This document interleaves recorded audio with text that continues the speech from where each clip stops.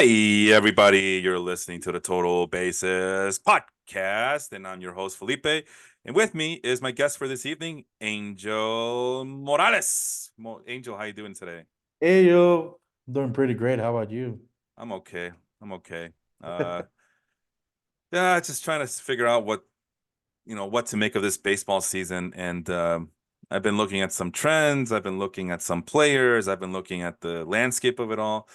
Our friend Austin in the other league that we're in, because we're going to be talking about the Baseball Life League over at Fantrax, but the other league that we're a part of, the podcast league, the Total Basis Podcast League over at ESPN, Austin was nice enough to share his roto standings with us, and think I'm in third place, Oh yeah, let me pull that up quickly.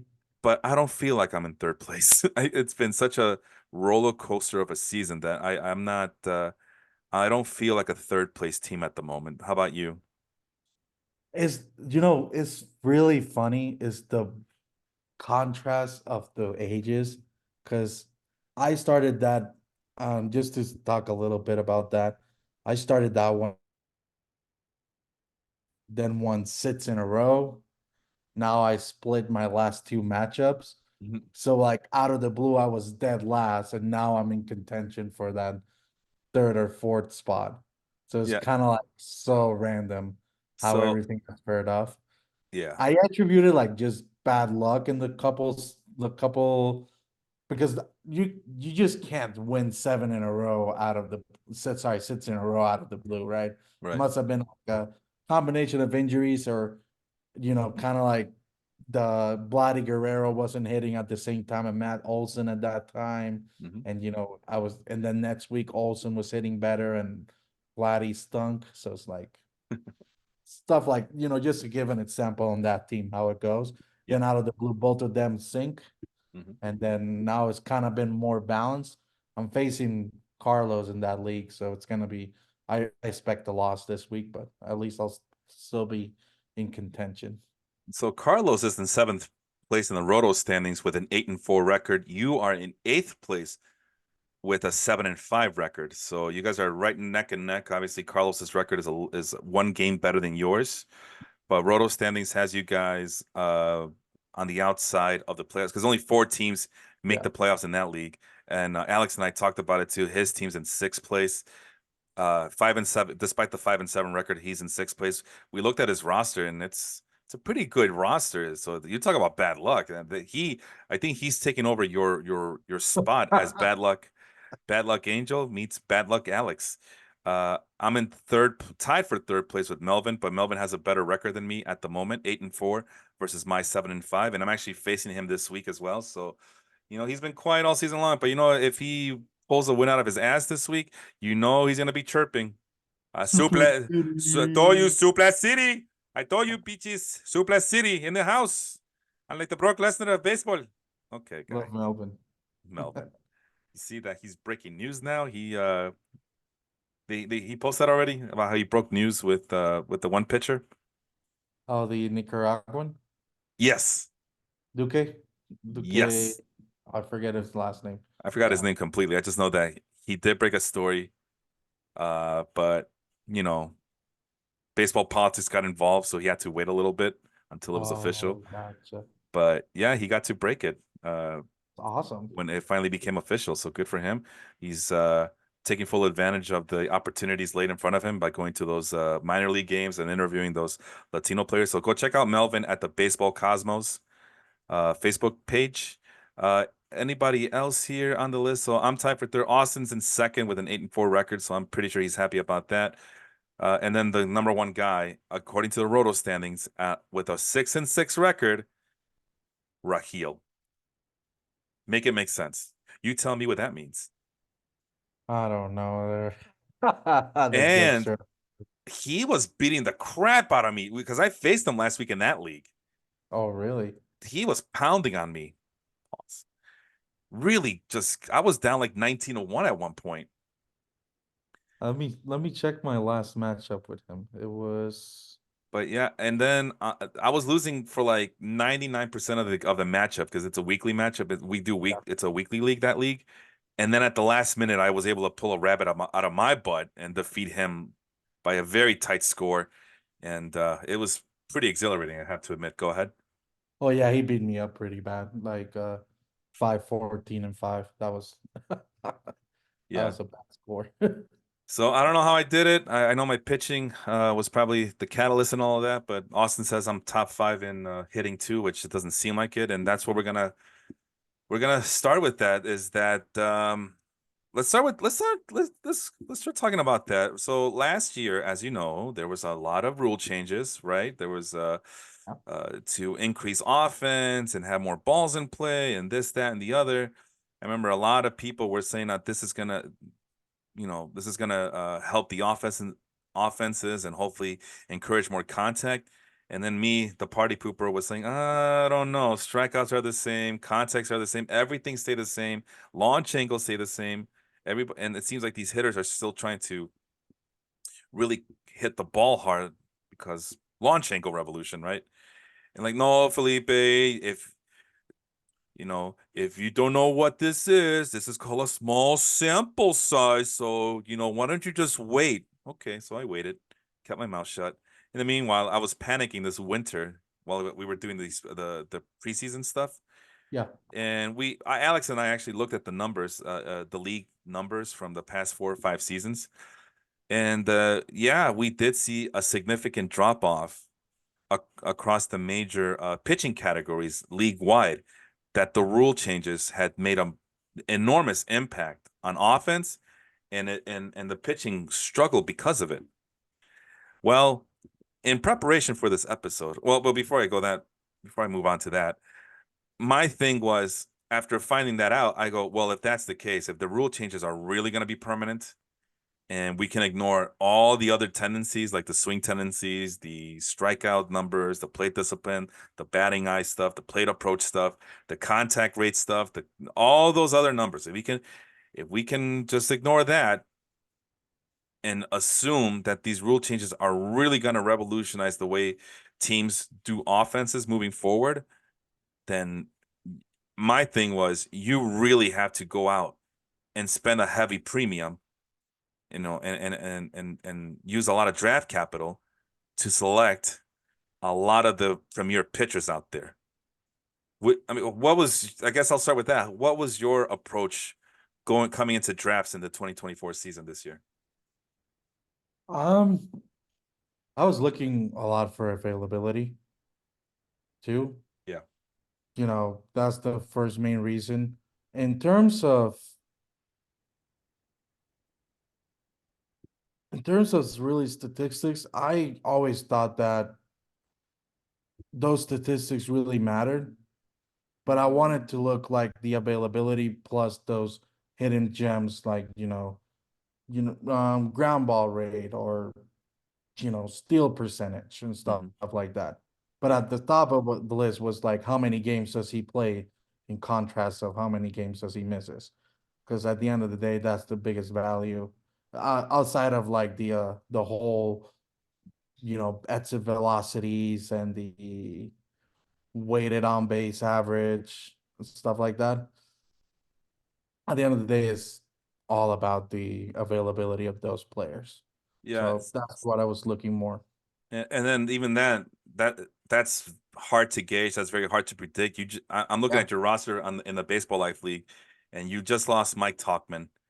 You yeah, have Lamont Wade Jr. and Kyle Tucker, sorry, in our ILs, and Zach Gallen is still in your IR as well, in your IL. So even when you try to gauge for that, I mean, Zach Gallen has been pretty healthy yeah, for the last couple years, and also in the ESPN league, the podcast league that we're in. I just lost Mookie Betts to a freak accident. I mean, he got hit by a pitch. Nothing I could do about that. But he's been the model of consistency for the last, oh, I don't know, forever since he got called up. yeah. So he rarely gets injured, and then he got injured. So even then, that stuff is hard to gauge.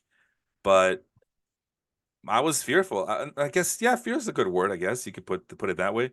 That my thinking was there's gonna be plenty of offense to go around with, because we saw what happened last year.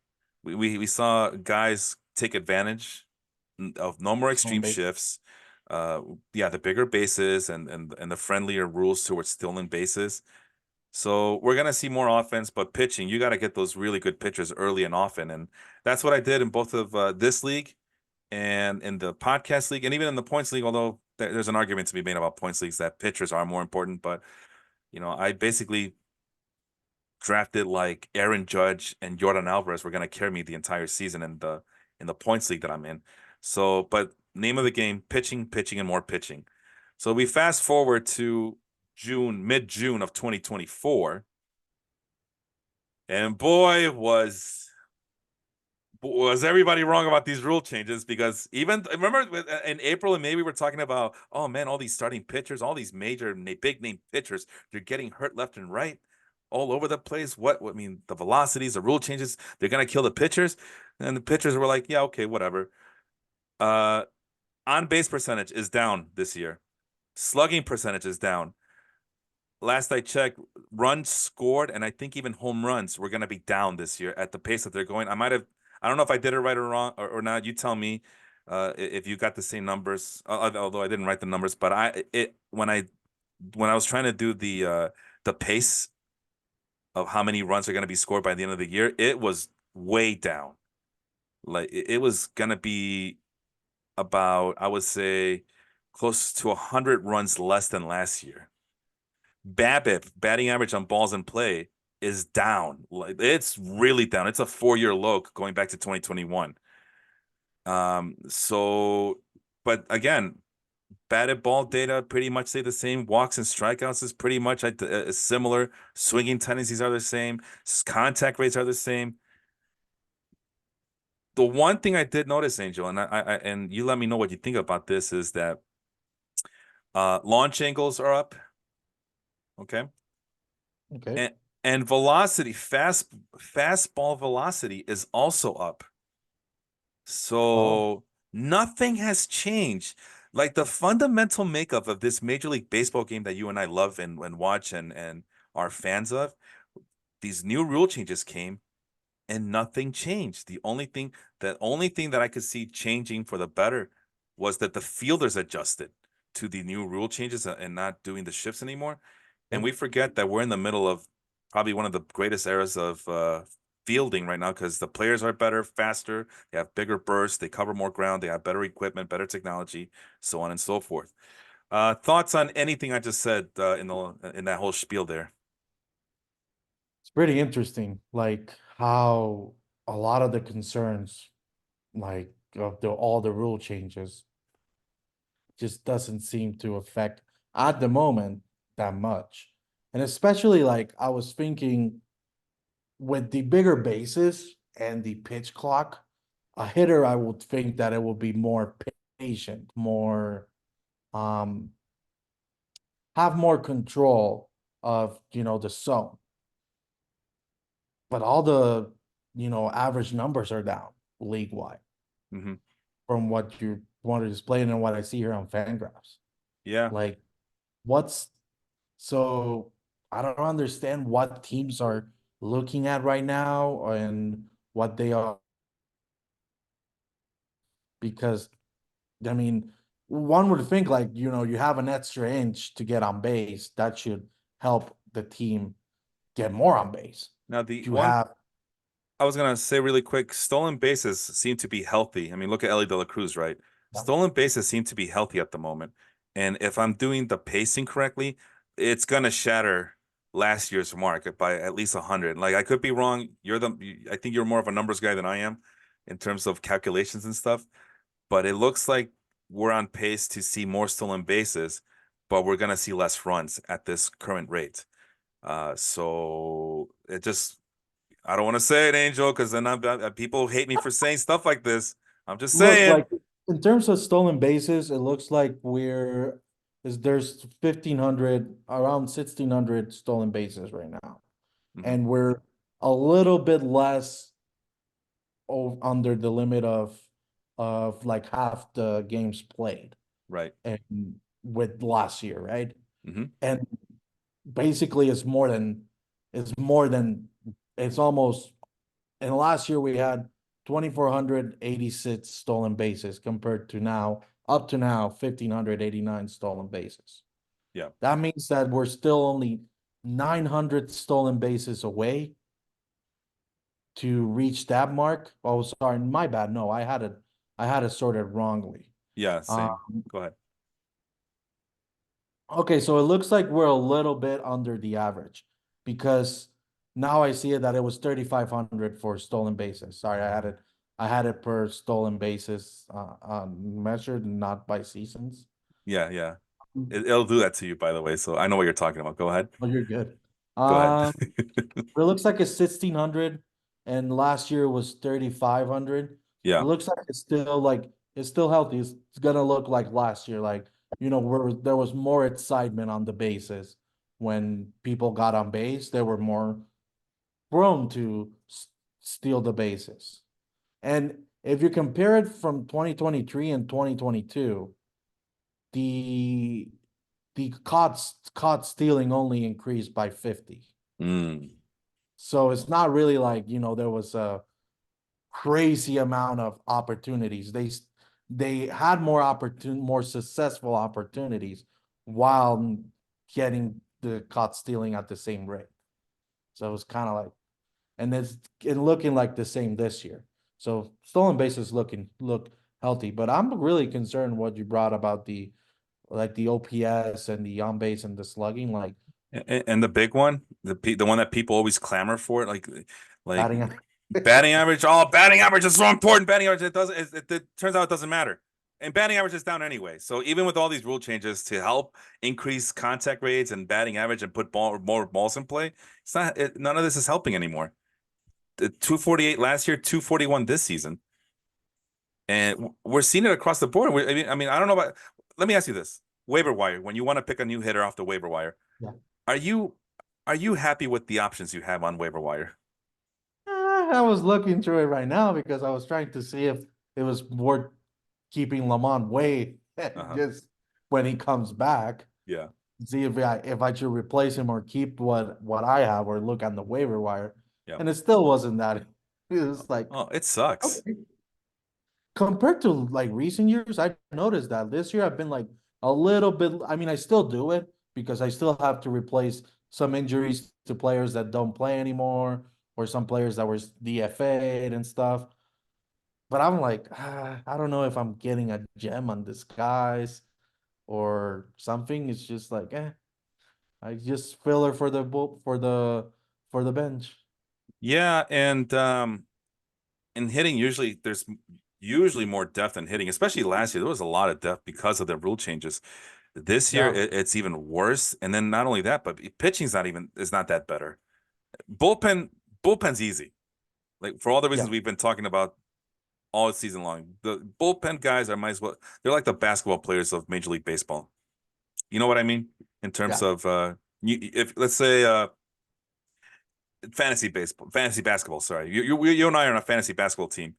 yeah, We have a pretty good idea what our first 8 picks are gonna do in terms of averages, right? yeah, We have a correct. they're very consistent, these basketball players are. For whatever reason, they just are because it's a game of success compared to baseball. Baseball's a game of failure. Basketball's a game of success. That's why we love More the Michael successes than Jordans. failures, and baseball is more failures than success. Exactly, exactly. Especially if you're a hitter, and that's why Yeah, we gravitate towards guys like Michael Jordan, Kobe Bryant, LeBron James, so on and so forth, because it seems like they can take the game into their own hands. And then you got a guy like Mike Trout who, in a big spot in the WBC, strikes out against Shohei Ohtani. That's the way the cookie crumbles. I'm not saying. I'm just saying. I'm not saying anything. It's an example. I don't want people like, well, why are you dissing Mike Trout? He's injured. Like, well, that's part of the problem too. Anyway, getting distracted here. Um, but pitching is not any better, despite the fact that pitching is in an upswing again. Like they're showing that they're dominating again. Well, dominate, in big quotation marks. Relatively speaking, they are dominating their hitter counterparts. If you just by the numbers I just said, batting average is down, on base is down, slugging is down, and Alex and I are going to get ready to do our minor league pitching show as well because we did one on minor league hitters last week. We're gonna do one on minor league pitchers this upcoming week. I'm not happy. I don't like the landscape of pitching the way it is. And that's probably another subject matter for another day, but it's just crazy to think that pitching is on the uptick again, despite all the injuries, all the ineffectiveness from pitchers. And let me ask you this: how confident do you feel when you look at the waiver wire for pitchers? I mean, looking at it, even at it like in real life, let's even like I feel like both in real life and in fantasy, it looks the same way. Thank you. Let's Yep. take the Rays, for example. You know Yeah. how much I love my Rays, and I've talked about this so many times before. Mhm. Last year, the Rays started 13-0. You know, you can put in factor that they were losing teams. I mean, not in quotation, they were like 19 and 35 combined. So yes, they were beating the bottom of the barrel. But still, going 13-0 on a game that requires you to have less failures than the other team was kind of impressive. And then part of it was because the starting pitching was dominating Mhm. those games. On the first 2 months, everybody was knocked down. Rasmussen, Jeffrey Springs was out for the season. Um, was the guy that Luis Patino was down for the season. They was supposed to be our fifth or sixth rotation starter. So Yeah. now we have to scramble for the bottom of our rotation to stay healthy. McClanahan then got injured a couple months after. And now you're looking at the Rays, and it's kind of like a scramble of pitchers that you're hoping it hits, hoping you hit the mark. That they, on that day, were able to use the analytics to successfully pinpoint the strike zone. I don't know about you, but I feel like what's what are we doing? Like all these injuries are really affecting our rotation. All these things are affecting our rotation, and we're not even sure if they're gonna be healthy also next week. So now we're kind of hoping, like throwing shots in the dark, hoping that our rotation sticks Mhm. and see if we can be able to win some categories this week. And you just like trying to do the old trick of the daily leagues, like just dropping Stream. and dropping and bringing up the next pitcher, dropping and bringing up the next pitcher. Yeah. So it's kind of Streaming. Yeah. exactly streaming. I don't know. I don't like that, from my opinion. Yeah. I don't like that either, but it is what it is. You got to do what you got to do. Even And in real life, they're kind of doing that. Some yeah, teams, streaming. all Yeah. the injuries. What's the point in getting all the extra velocity? Yes, it brings the probabilities that you're gonna get a strikeout or an out higher, Mhm. but at what cost is bringing it? Yeah. It's like a war mentality, not wins above replacement, but like a real war mentality. Well, like U.S. like I think about stories about the Civil War and Ulysses S. Grant and what? How many soldiers we got? We got 2,000. All right, send them all in. Send them all in. That's fine. That's fine. We got more than they do. There's more where they came from. 2,000 get slaughtered. All right, send 3,000 more. Come on, keep going. We got to take that fort.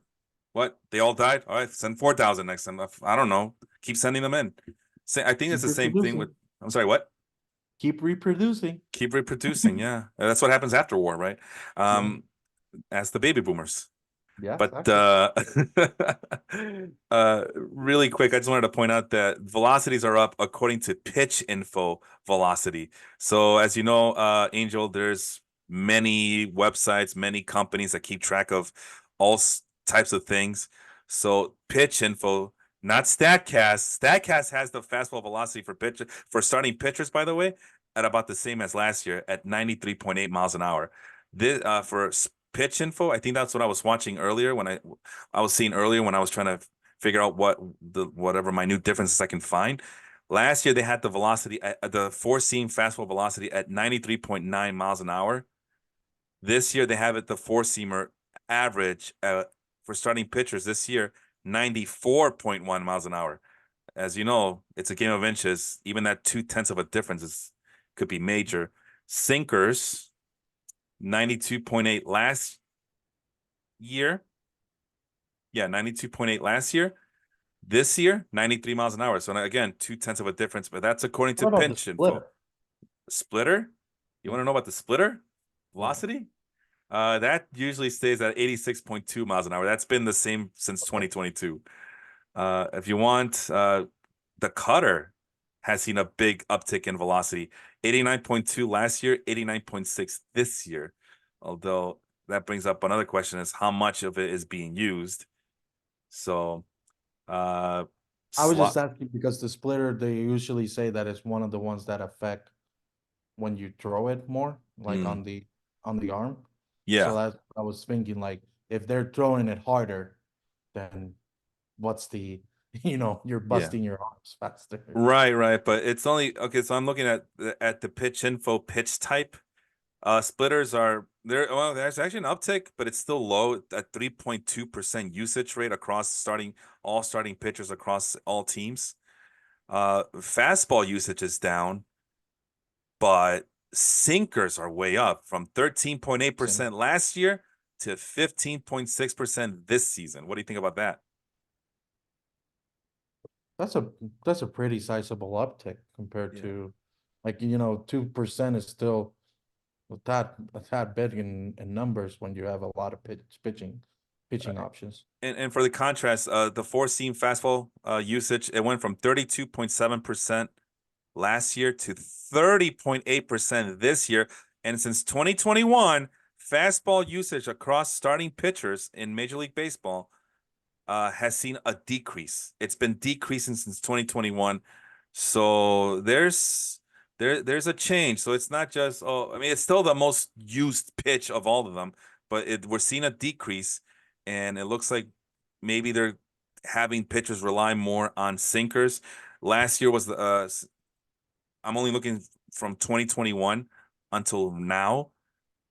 Uh Sliders in 2021 was at 17.4%, went up to 19.5 in 2022, 20% in 2023, 20.4% this season. So we're seeing an increase in sliders, increase in sinkers. It's still a small usage, but still it's a noticeable increase in the splitter. So and since this season, in terms of curveballs, is the first season where we're seeing the usage of the curveball in single digits. In Oh 2021, it wow. was 11.3, and it has decreased to this year to 9.1. Sinkers, sliders are the pitches that are seeing the most increase. What do you make of that? From what I understand, maybe it is well, I mean, I guess the effectiveness of a breaking ball. Well, I mean, I guess you can consider a slider a bit of a breaking ball Oh, it is. Yeah. that I mean it's faster than a curveball, right? So I was Sure. thinking Yeah. compared to a curveball where yes, it breaks a lot, but it's on a lower speed, like it always hovers around 85, and if you have a really sharp one, it goes lower.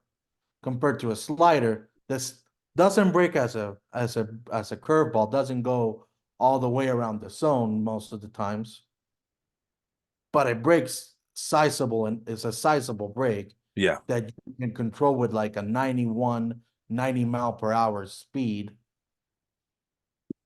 That's makes sense that somebody will try to rely more on their on that pitch because the faster it is, the less time the hitter account for each inch that is going sideways, Yeah. the more processing he has to do in that little time. So it makes it really hard for them to catch up. Yeah. And sliders and curveballs continue to, even though yeah, well, I mean, from as you can see, from in 2021, the horizontal movement of sliders were at 1.9 inch on average. It's now at 2.4. I mean, it's a hell of an increase. And curveballs are even much larger. From Yeah. 2.2 in 2021, it has increased to almost 3 inches in this season. So maybe, and that's like, again, that's the pitch info, the way they do it. Let's see if Statcast says the same thing. So, where is it? So here's a slider, 1.5. We're now at 1.5 in 2021. We are now at 2.1 in 2024. Horizontal movement by inches, according to Statcast. Curveball, 1.9. It is now at 2.5 in 2024. So 1.9 in 2021, and it has increased all the way up to 2.5 in 2024, and that's the curveball horizontal movement. So yeah, things are happening, but again, I'm citing pitch info because that's where I saw the velocity increase. Yeah. So I don't know where I saw that earlier, but yeah, because I noticed that Statcast it has stayed the same at Look at that. Like, for example, the at right here. least the slider, if I'm not mistaken, it looks like it's now 0.5 faster on the Statcast one. I think on the other one it was on 92 and 93, the Uh, difference between 21 and 21 and 24. you're talking And about 24. the sinker? No, Is that's the that sinker, sorry. yeah, it's hard. Yeah, okay. Sorry, I was trying to see the slider. It's Uh, hard. This is the slider right here. okay, gotcha. My bad. So I said. Oh, it looks like a decrease in speed. it's yeah, it's decreasing somehow. Curveballs, according to Statcast, those are increasing. So that's Yep. pretty It's interesting. a full mile per hour higher. Yeah, but it's let me see, what's the pitch type? Because I thought, well, that's according to Pitch Info was saying that it was decreasing, but yeah, it's a decrease. So pitchers who have curveballs, they're using them less, but they're whipping it with higher velocity. And as Eno Saris has says, it doesn't matter which pitch, the higher the velocity, the more effective the pitcher is. And that is another reason why velocity is king. Then that's what all 30 teams know this. It's not just velocity on fastball, but it's velocity for all the reasons you mentioned. Yeah, there's more break and more velocity. Hitters can't keep up with it. So I'm wondering if this is the way that teams have adjusted to all the new rule changes. Like, and It's like go ahead. we were talking about we talk about increasing velocities, like for example, in a sinker. Joan Duran, wasn't it last year, 2 years ago, threw an off speed 100 miles per hour accordingly because Mm, it was either a splitter or a changeup. yeah. 100 miles per hour off speed pitch.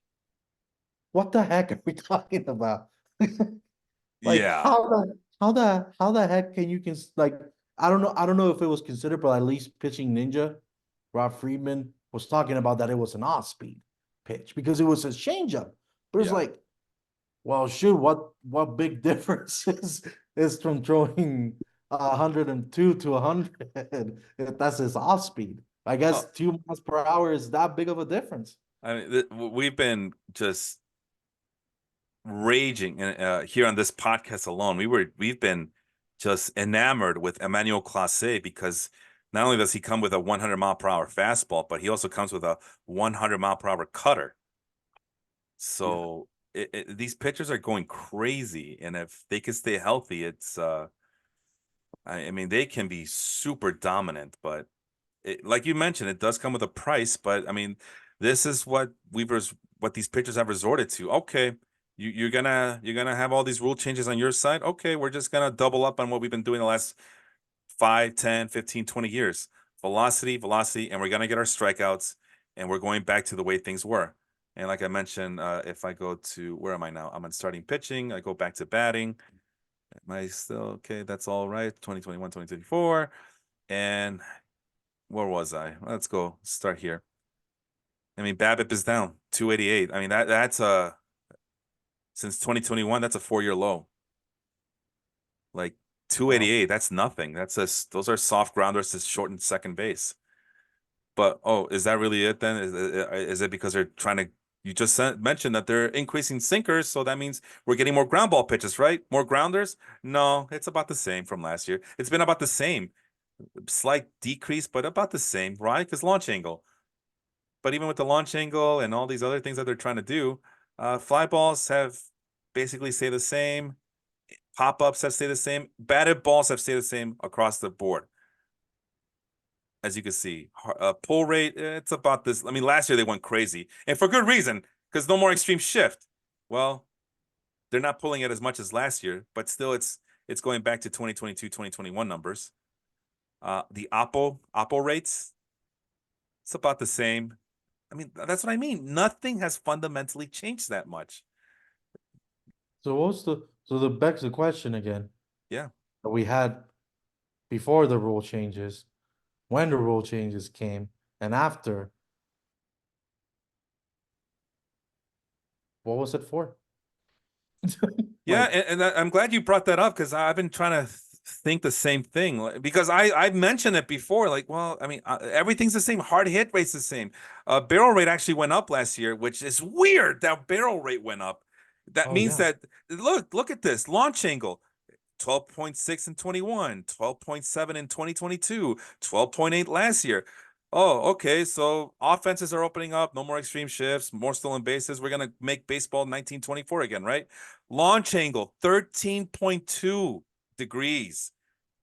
That's an increase of 4/10. Exit velocity, it's only 1 mile per hour slower than last year among hitters.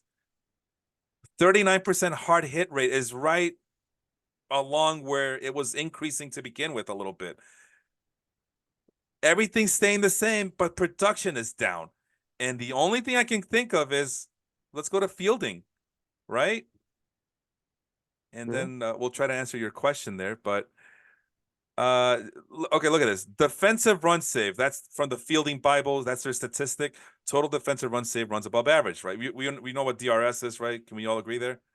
It's a defensive Yeah. metric. It's the one that's being used now for awards as baseball writers are slowly but surely embracing them when they're making their votes for gold gloves and stuff.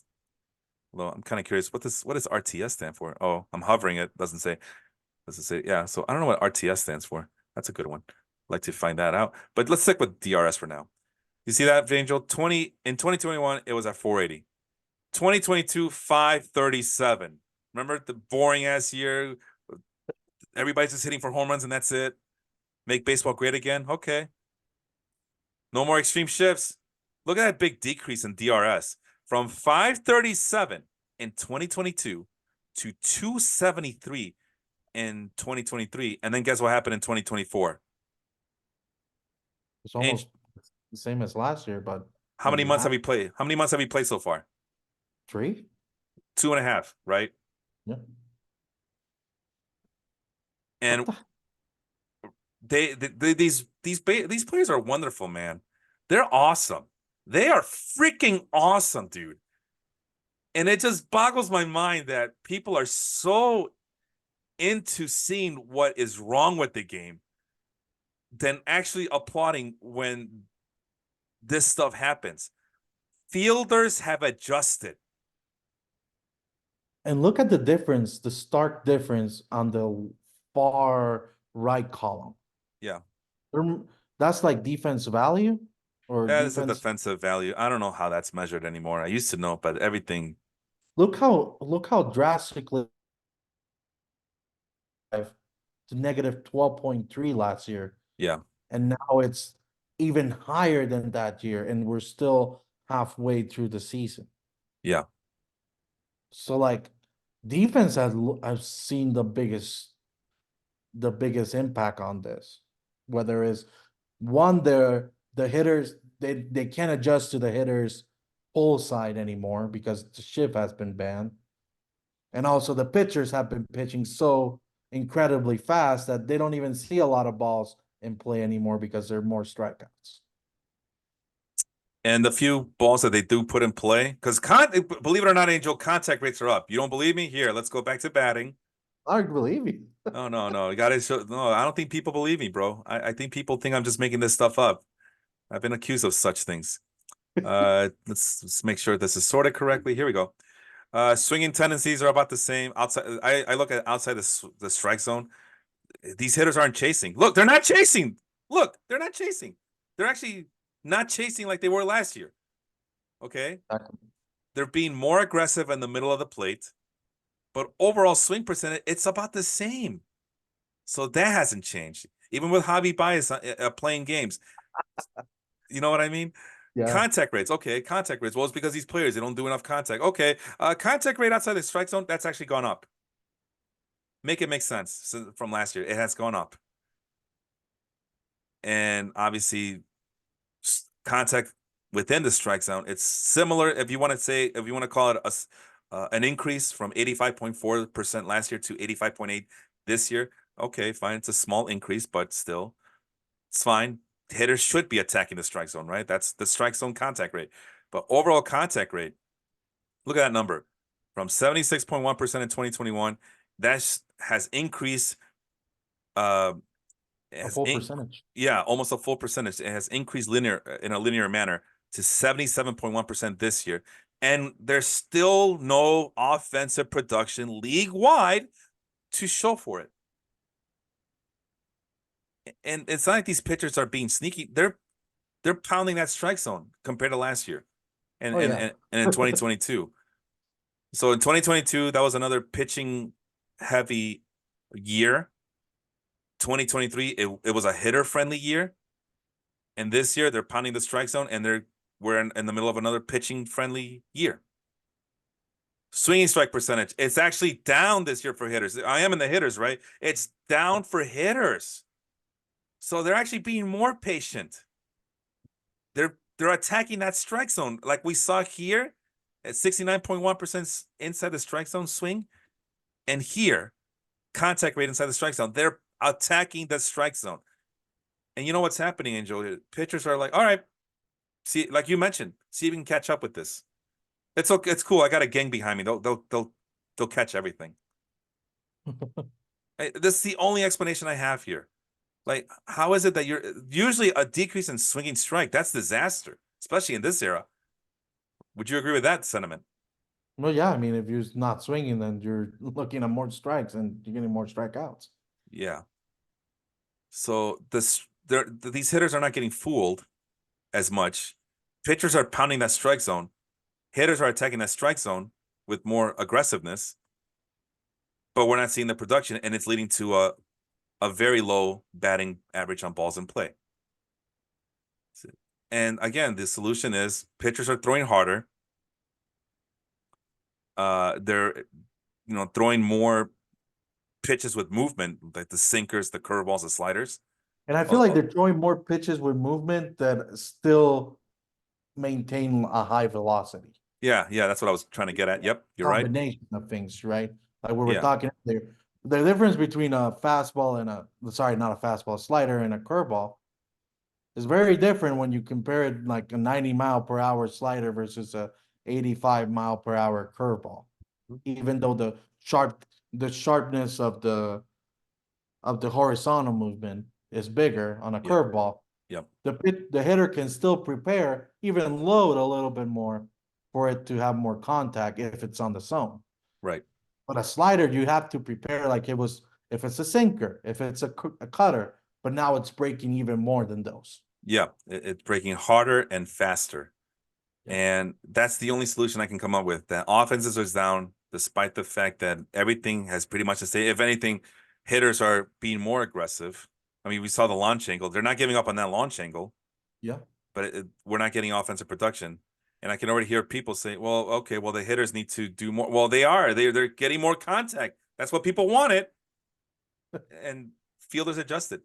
And here something that Alex and I talked about last week as well. We were talking about the Dodgers as we wait for this thing to load up. And let me ask you this: when I tell you Dodgers offense, what's the first word that comes to mind?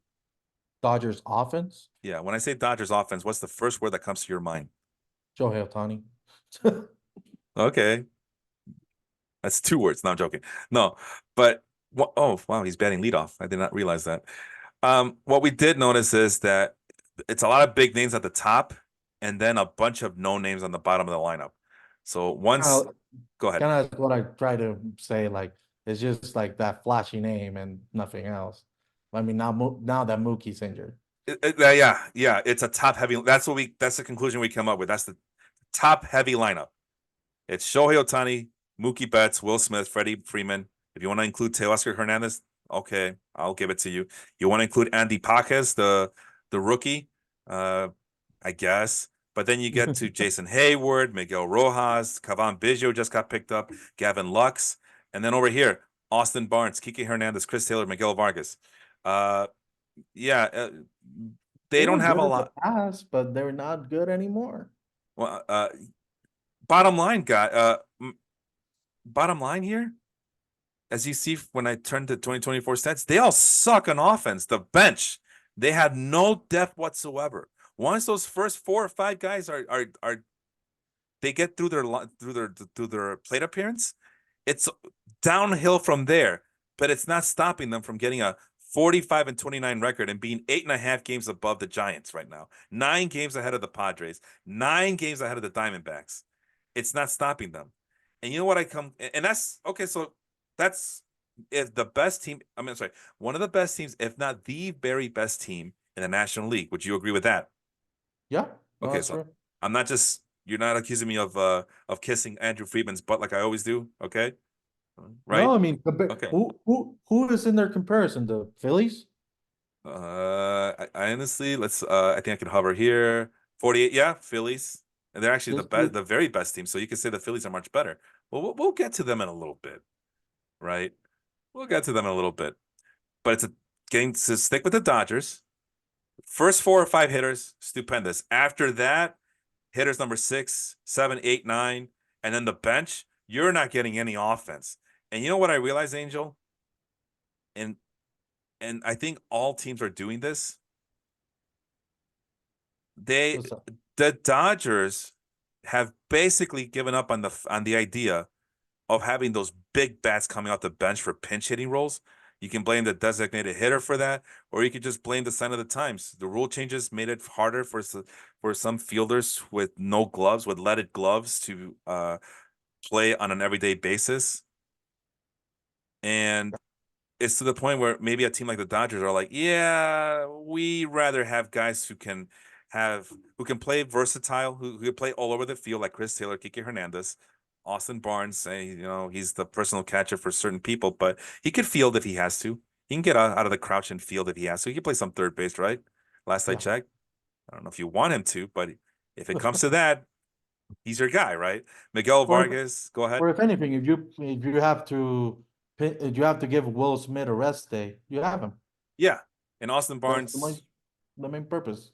and he's a really good defensive catcher goes without saying. Miguel Vargas could play second base. He could play shortstop and third base last I checked. So defensive versatility. They have given up on offense for that defensive versatility. Oh, but Felipe, you're being short-sighted. They have injuries. Okay, let's check out the injuries. Max Muncy and Mookie Betts. Yeah, those are 2 big ones. Still doesn't. I mean, Max Muncy. We all know what Max Muncy is. All right. Yeah, He's Kyle Schwarber who plays in infield, right? yeah, And then Mookie Betts is a dynamite. But even before Mookie Betts, this team, I mean, when Alex and I looked at it, it was still kind of top heavy. That's it. There was top heavy lineup and then no depth anywhere once you get past like the Andy Pages, Jason Hayward roles. yeah, And I think the Dodgers have really, I mean, that's why Mookie Betts was playing shortstop, wasn't he? yeah. Because Because they want, Gavin Lux wasn't that comfortable on shortstop apparently after the injury. But then, like, even on second base, what production are you getting? yeah, I would prefer to have compared to in those slash lines. I prefer to have Miguel Rojas on the yeah, field. yeah, or Miguel Vargas. But you know what? No, Mark Vargas, sorry. yeah, it's either way. I mean, but again, they can all play all over the infield. But that's what the Dodgers are doing. All right, well, we're going through injuries. Max Muncy, even when he's out there, he's not gonna hit with a lot of contact. And his glove isn't I don't think it's the best. I don't know. I might be wrong, but when I think about Max Muncy, I don't think about his glove work. I think about him as just hitting bombs, Yeah, like three outcome hitter, strikeout, walker, home run. And Mookie Betts is the real disaster happening here. But still, even when Mookie Betts was on the lineup and there was no Max Muncy, this lineup pretty much looked the same. Top heavy lineup, right? And that's what they're doing. They're sacrificing offense for more fielding. Why? I think it's because of the shift. They realize that we need guys who can field their positions, and we'll worry about offense later. And exactly. what do you think? I mean, is that a far-fetched idea for me, or do you think that's about right on par for the course this year for a lot of teams? I mean, I cannot like exactly say for a lot of teams because I need to probably dig up a little bit more. Yeah, Show what you're showing me from the Dodgers, which is the what we call a premier team. They yeah, have spent millions of dollars on this roster on their superstars. yep. They have, they have been known for developing, rookies at such a higher rate. Back in the day it was the Bellingers, the Petersons. They're not like the top five superstars, but they were really quality um players that you could plug in anywhere on the field. Hmm. Now it's kind of like, I guess, go big or go home with those stars. Yep. Like try to try to swing for the fences in the first five hitters, and then hope for the best that the fans stay on their seats and not thinking about traffic to go home. I'm looking at the Rays right now because I know that's your team, and I didn't realize they were in last place. But I told people with the Red Sox, hey, don't discount the Red Sox, man. They got some players down I there. I thought the Red Sox and the Blue Jays were gonna be better. I just Yeah, I think the Blue Jays are just they that looks like an exhausted team, man. That they exhausted all the resources, but that I don't want to talk about the Blue Jays. But I'm bringing up the Rays because that's another team that's kind of like in that same mold, you know. Although this year, let's take a look at the 2024 stats. It's not the complete stat line, but it's something. It gives me a clue as to what's happening. Yeah, Paredes is good. Lau, he's a good power source at second base. Yandy Diaz had a magnificent year last year, but down year this year so far. Josh Lowe is coming back from injury. Randy Arozarena is really struggling here. Really struggling. funny story. I was looking at the score. He actually hit a home run to Hmm. start the game. So that's Hey, good. hey, But all right. outside of that, yeah, I mean, the talks around town is that they're trying to get him shipped to another team for a package. So Yeah, well. I hope you enjoyed him while he was there. Uh, Look at this. Your lineup: Richie Palacios, Jose Siri. That's a defensive stalwart. Ben Rortvedt. Am I saying that right? Van yeah, Rortvedt. I had him for a cup of coffee on my team. We were supposed to talk about our fantasy league, and we got off track already. Uh, Jose Caballero, all defensive guys after Randy Arozarena, and then look at the backups. Alex Jackson hitting 0.074 batting average. Taylor Walls there for defensive purposes because he could play all over the infield. Amir but they defend Rosario. well. I'm sorry. But they defend well. They defend well. But the record is the opposite. The record's not indicating that. So it's just weird. Now, a team like the Phillies, let's go to the Phillies since we talked about the Phillies, and then we'll try to move on and talk about our league there. But I think the reason why we started talking about it is because of the draft strategy. I went out of my way to draft a bunch of pitchers early and often, and it's kind of burning me. I have no outfield. I have done a good job of picking up infielders off waivers, especially when Trey Turner got hurt. Speaking of Trey Turner, Phillies. Maybe this starts jumping off into fantasy baseball talk, right? Maybe we'll see. But yeah, I have no outfield and I have no offensive bench, and I have three catchers on my team because we're in a two catcher league. But anyway, here's yeah, they finally got Kyle Schwarber. I saw that Kyle Schwarber played 9 innings of left field so far. So yeah, I think the Phillies finally have settled with him being the designated hitter full time for this team. Bryce Harper's playing first base. Yeah. Alec Baum, yeah. Nick Castellanos still sucks in outfield. That's okay. Brandon Marsh can cover a lot of ground. David Dahl, flame out from the Rockies, trying to find a new home with the Phillies. And if it's not him, then maybe Whit Merrifield might play some outfield. There's another versatile guy. Christian Oh, Pache. Jordan is struggling. I'm sorry, what? Whit Merrifield has been struggling on that slash line. Yeah, he's seen better days. And Mundo Sosa, I don't know how long he's been there, but there's another versatile guy. Versatility everywhere on this Phillies, even on this bad Phillies defensive, traditionally bad Phillies defensive team. They have even bought into the idea of just trying to be more versatile. I mean, Christian Pache, who's probably one of the worst, like the Christian Pache, if he were a mobster, you would not want to have him using a baseball bat because he'd miss. He would miss. He can't swing a bat. You know what I mean? Goodfellas? No, no, he'd be a Tony bad fella. Soprano will be disappointed. I'm sorry, what? Tony Soprano will be disappointed in this Yeah, case. man. No, but you know what he can do? He can wear a glove, man. And he's there as a defensive stalwart and defensive backup. Let me see. I just saw his name a couple of times here. There he is, Christian Pache. So he's the left fielder. Him and David Dahl are sharing duties, and they're in the positive in DRS for the moment. Brandon Marsh +2 defensive run save at center field, +5 in left field. In Christian Pache +2 in center field. So there's a little bit of switching off between Marsh and Dahl and Pache. Anything to wait, are they really playing what's his face? Harper? No, the right fielder. Who's their regular Castellanos. I Yeah. think they're playing Castellanos on a regular basis, which Pache is is right, is there in the right field with a zero or well, two DRS. innings. It's only 2 innings. He's only Oh, yeah. played 2 innings there. Where the hell's Castellanos? Did I miss? Oh, there he is. -3.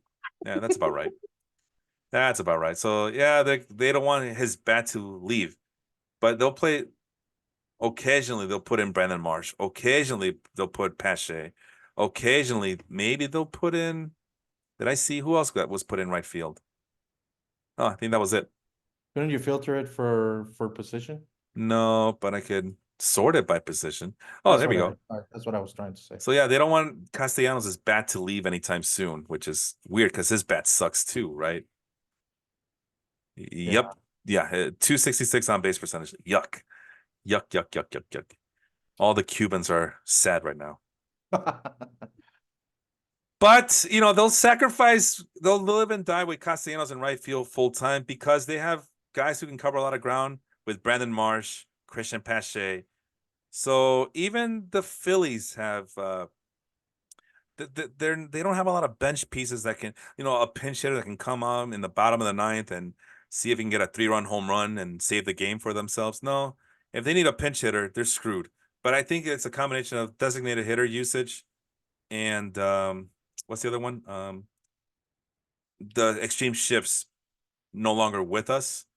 So they definitely want more defensive versatility, and they have a 48-24 record and the best record in the National League.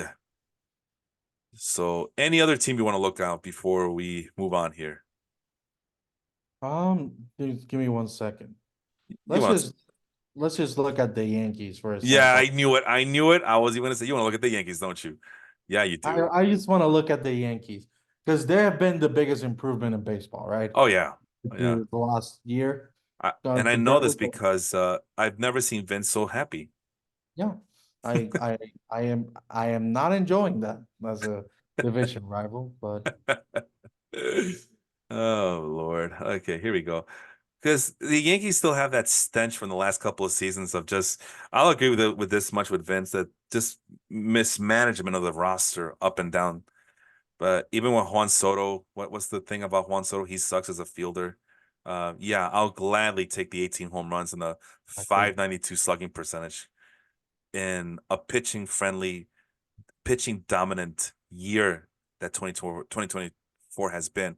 Aaron Judge, MVP candidate, Verdugo, holding his own and probably playing a mean left field. Giancarlo Stanton, 17 home runs, and hopefully he's healthy. This would be Anthony Rizzo, but Rizzo has been a letdown.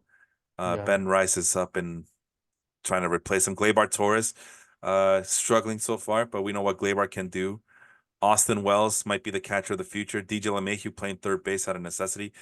He sucks offensively. He's 36 years old, or he's going to be 36 years old soon.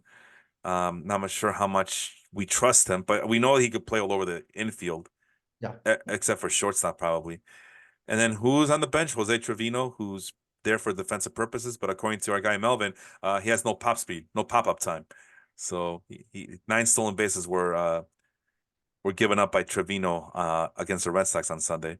Yeah. Jamae Jones, who I honestly don't know who that guy is. He must have been called up recently. Osvaldo Cabrera, one of those Yankee prospects that they couldn't trade away as they saw the Astros keep winning World Series championships in the last 5 years. But at least they got to keep the prospects.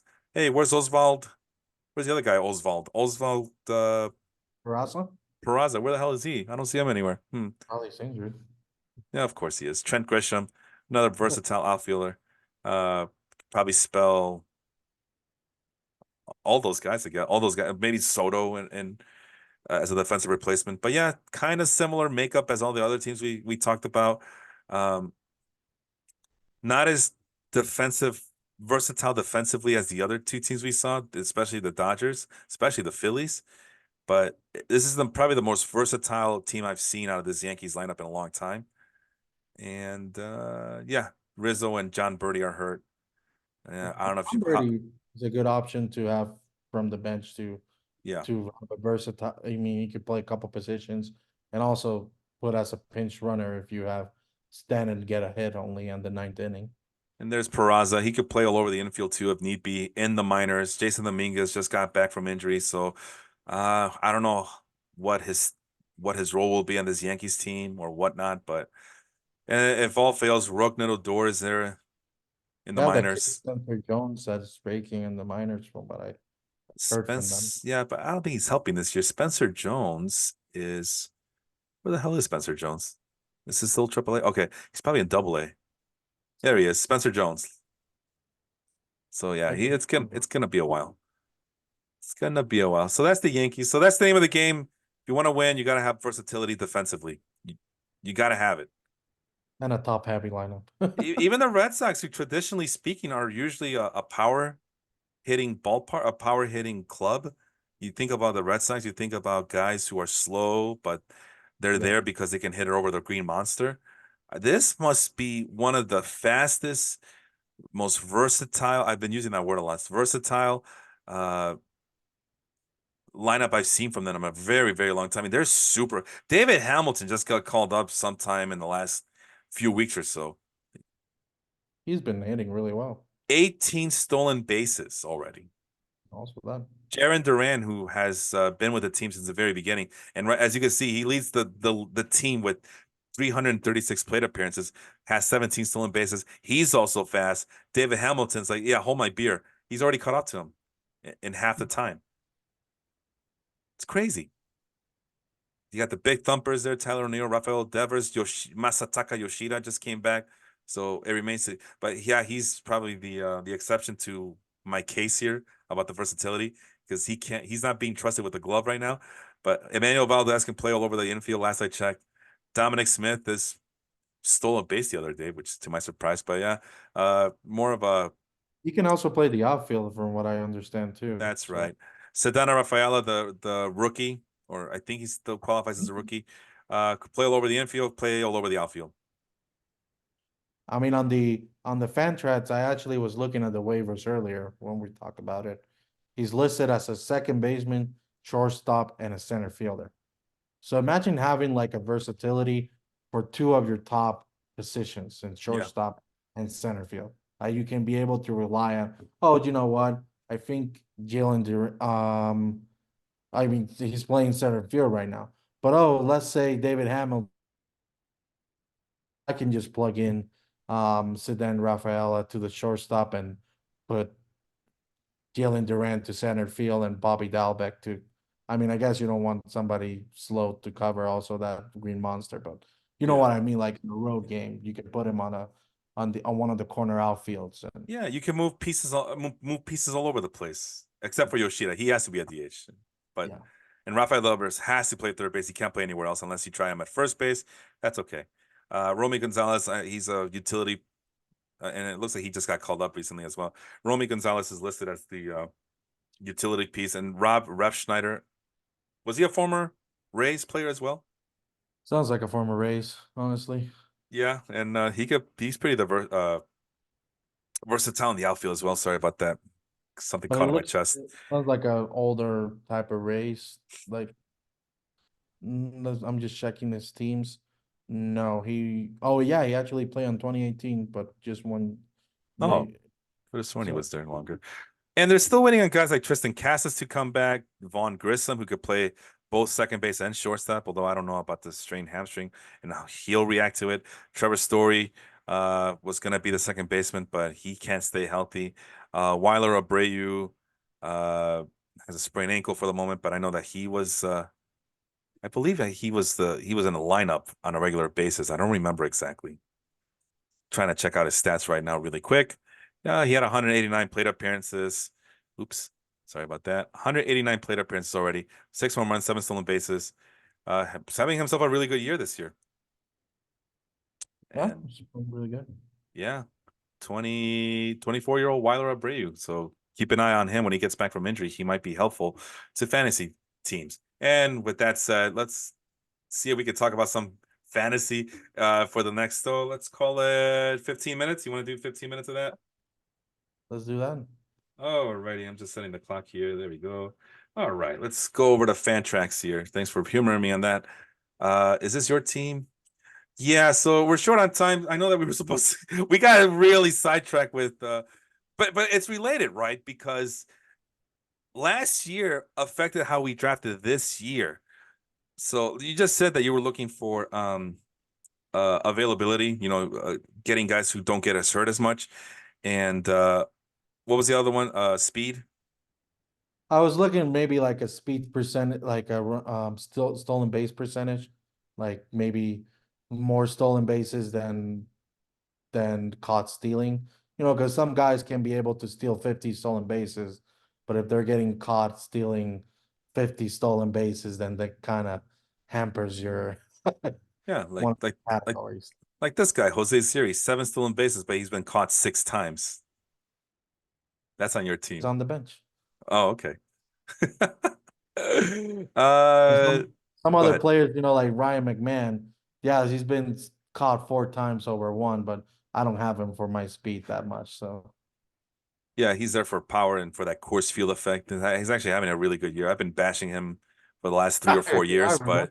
I remember those he's. days. I'll give him Jurickson Profar. I'm proud of that. I remember at the beginning of the back in April when I was trying to look for some early season under the radar waiver wire option. Jurickson Profar's name showed up, and it looked like I was kind of reaching at that point, but I was looking for players who were only owned in less than 50% of CBS fantasy leagues, and it turned out that he was the goods um, to start out the season. So I'm really happy to see him there, and he's been productive for your team. Um, Anthony Santander, doing Anthony Santander stuff, but he does come with a lot of power, 17 home runs. So you're doing good for yourself. Uh, Kristen Yelich having a, what do you call it, another bounce back year. There was a, Relatively, yeah, at least he's not showing it in the power numbers that much. Like he only 6 homers, but compared to like the rest of my team that had most of them have like the power ones that I want are 10 over. But that slash line is too hard to too hard to not have on my team. oh So yeah, most definitely. And we're just waiting on Austin Riley at third base to really put things together because we know that what he can do. He's been one of the better hitters over the last 2, 3 seasons or so. So I'm not giving up on him quite yet. I wouldn't if I were you, but you do have options with Ha-Sung Kim having don't let the 220 batting average fool you. I mean, he's getting on base and he's stealing lots of bases and he's hitting a lot more home runs than I anticipated early on. 9 home runs and he's to go along with his 14 stolen bases. It's ridiculous what he's doing this season. Anybody else that you want to shed the spotlight on offense really quick? you know, just a shout out to my future keeper Gunnar Henderson. I love him really much. I really didn't expect too much about him. Like, I was thinking since next year we're only gonna keep, I believe, in between 3 or 5. Mm. So I was thinking like maybe 2 pitchers and 3 hitters. I was thinking who's gonna be that third keeper on my team, and like looking like Gunner has been delivering. I have a couple friends that told me like they had Gunner like on their betting odds as like a dark horse for the AL MVP. Mm. Of course, with Judge and Soto on the same league, it's kind of hard to do that. But looking like in the future, if he can catch up there, he might be able to run those votes on his favor. So shout out. And let's quickly move over to your pitching. After. Where are you ranked on pitching here? Oh, I'm sorry, did I interrupt you? No, not at Oh, all. sorry about that. I Um, don't know. oh, you're good. I guess my hitting, well, I'm a little bit more like balanced a little bit, but I guess Uh, my hitting is a little bit better. yeah, hitting, you're third in hitting according to the Yeah. Roto standings, and you're sixth in pitching. So you're holding yourself up above water. And again, just to double check, oh God, this thing's reloading again. What's your record? Oh, are you 16 and 7? Yeah. 16 and 7 with a plus 58 was what we agreed upon, plus 58 point differential. So Yeah. yeah, and you were tied for first place in the win-loss standings to Andrew, the Mets fan, and I'm chasing you in third place, but I'm 3 games behind you.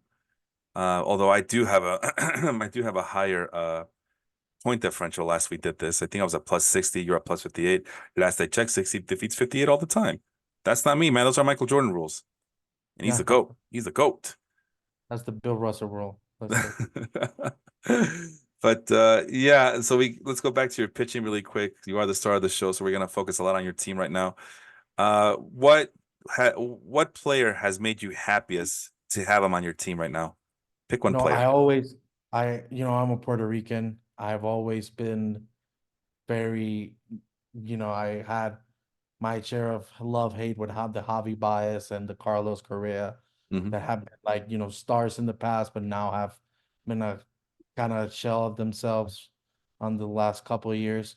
But I'm glad to see Jose Berrios being very, very effective. I knew that his stuff in Minnesota was really good to be really struggling with consistency in Toronto, but I'm glad that he has been much more consistent. Like at least I guess the Blue Jays have their own struggles, but I can definitely say that once when Jose Berrío touches the mound, they have a pretty good chance of winning that game. So, Yeah, remember this guy was a laughing stock, a flame out, a has been, and yeah, he's done pretty well for himself the last couple of seasons in Toronto. What about the player you wish you didn't have on your team, but you maybe you feel you can't let go of him just yet, oh, or and before that shout out that I went quickly after the no hitter to grab Ronel Blanco. He has been such a such a very versatile pitcher because of his relief pitching and starting pitching option. yeah, So like basically in a in a week that I have a lot of starting pitching, I can be able to sleep, and that helps me with the innings, yeah. like to get more strikeouts and all that. So that's really good. A pitcher that I wish I didn't have. Um, you know what? My pitching and the past has been more of like a thorn on my side. Mm. The thing I wish I didn't have was my top pick in pitching, Zach Gallen, being injured for this long period of time. That's the only thing I wish I didn't have in my pitching. But overall, I feel like my pitching has been, if you see the numbers, there's really only the only one that pops out is Andrew Heaney, and I picked him up recently because I was trying out like their last 30 days type of thing where like you see Hmm. like a lot if he's being hot, trying to see if he stays on that threshold for the rest of the year. And he was pitching, so I guess I left him there this week on Monday. But probably Andrew Heaney is the only one that I feel like I should drop. Nick Pivetta and Cutter Crawford were really hot to start the year, Hmm. but they also have been like kind of struggling the last month. So it's kind of like that's probably one of the things that I was really excited, and now I'm not. It's Um, interesting you mentioned Andrew Haney because on April 5th, I have it on the other screen here. He was by default the dark horse pitcher to pick up and kind of just kick the tires on him and see if he does anything. Especially in Texas where they were in desperate need for starting pitchers. So I'm kind of curious to see what he's done. I mean, his numbers look somewhat respectable, but let's see. I hate this. Why is it doing this? Oh, here we go. so like for example, that stretch of those two in Miami and Arizona on the top. Yeah. Those ones that I was like, maybe the last 8 innings he's not allowed an earned run. Maybe he's catching a hot streak. Let's try it out.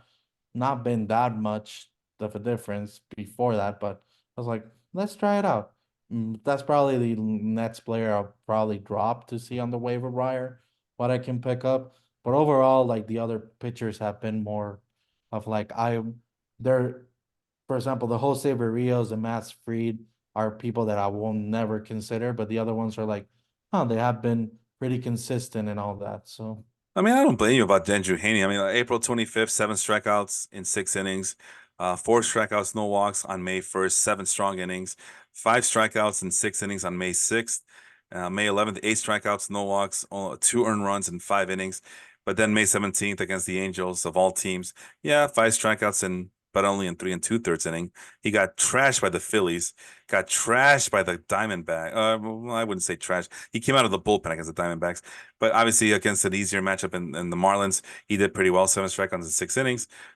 Giants, 5 strikeouts in five been and a two little bit. thirds innings. And then against the Mariners, yeah, he did not have a good game against the Mariners either. So he's kind of an enigma. He's a pitcher that should be more consistent than what he has shown. But yeah, Honestly, let me check who I dropped for him. Let me check on the. it should be right here. Let's see. Fantasy transaction. Oh, you want to see who you dropped them? Never mind. Yeah, that Yeah. one. Oh, So yeah, it will tell you. Hold on. Oh, go ahead. I'm sorry. You have it? oh no, yeah, if you have it there, I'll drop Brooks Raley, Oh, which okay. is like Nothing. it's all right, like kind of like Yeah, you stole him from Aaron. I'm sure no, she's happy about that. it's like stealing dirt from another backyard, Still dirt. So that's your team. I guess we now talk about my team. Like I mentioned, really quick. I'm not since we're short on time here. I want to see if I can get to other teams as well. My pitching is number one overall. I don't know how. I'm hanging by a thread. I don't even know who my pitchers are anymore.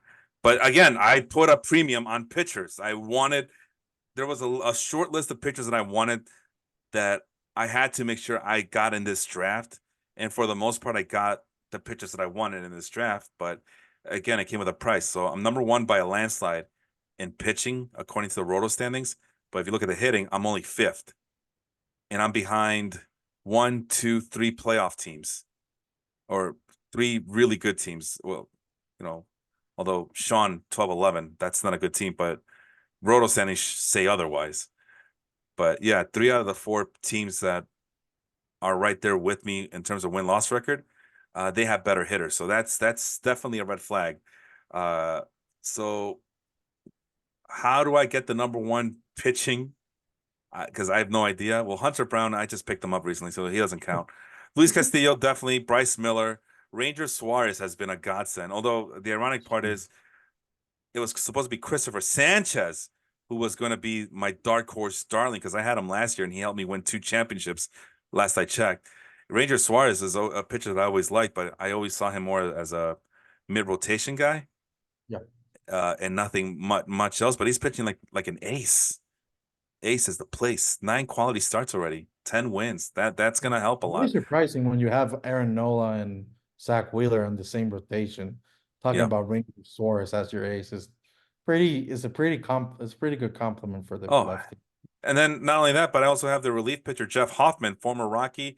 I think he was. I forgot which trade. I forgot if he was a part of the Troy Tulowitzki trade or the Oh, Jose Reyes trade. I don't remember, but Hoffman definitely kind of has resurrected his career as a bullpen guy.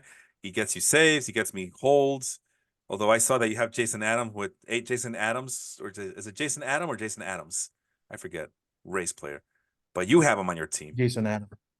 Yeah, I drafted him. I didn't like the results, so I dropped him, and I was able to get Jeff Hoffman, and he's been pretty damn good as my holds guy. Uh, it's so funny. Ryan Helsley was drafted by Jacob's team.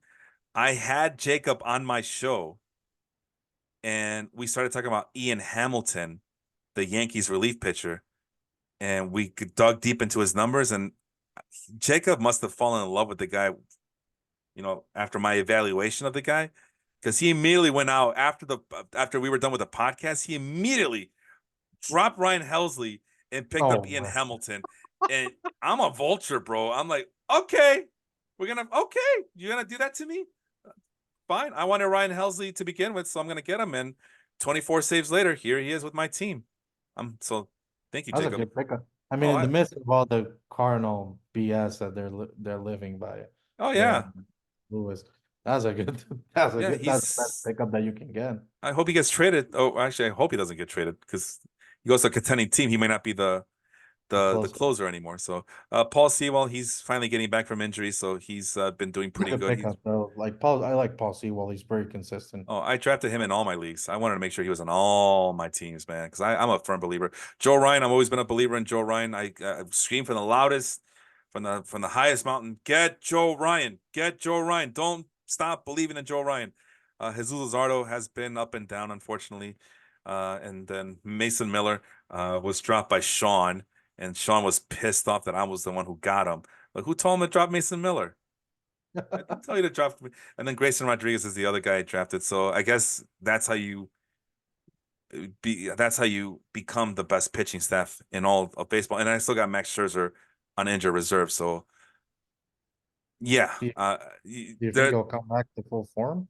man, if he could be like Ranger Suarez, I'll be happy with that. Actually, no, who's your guy?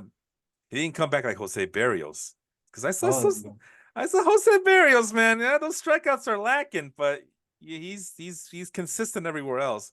If Max Scherzer can come back like Jose Barrios, I'd be happy with that.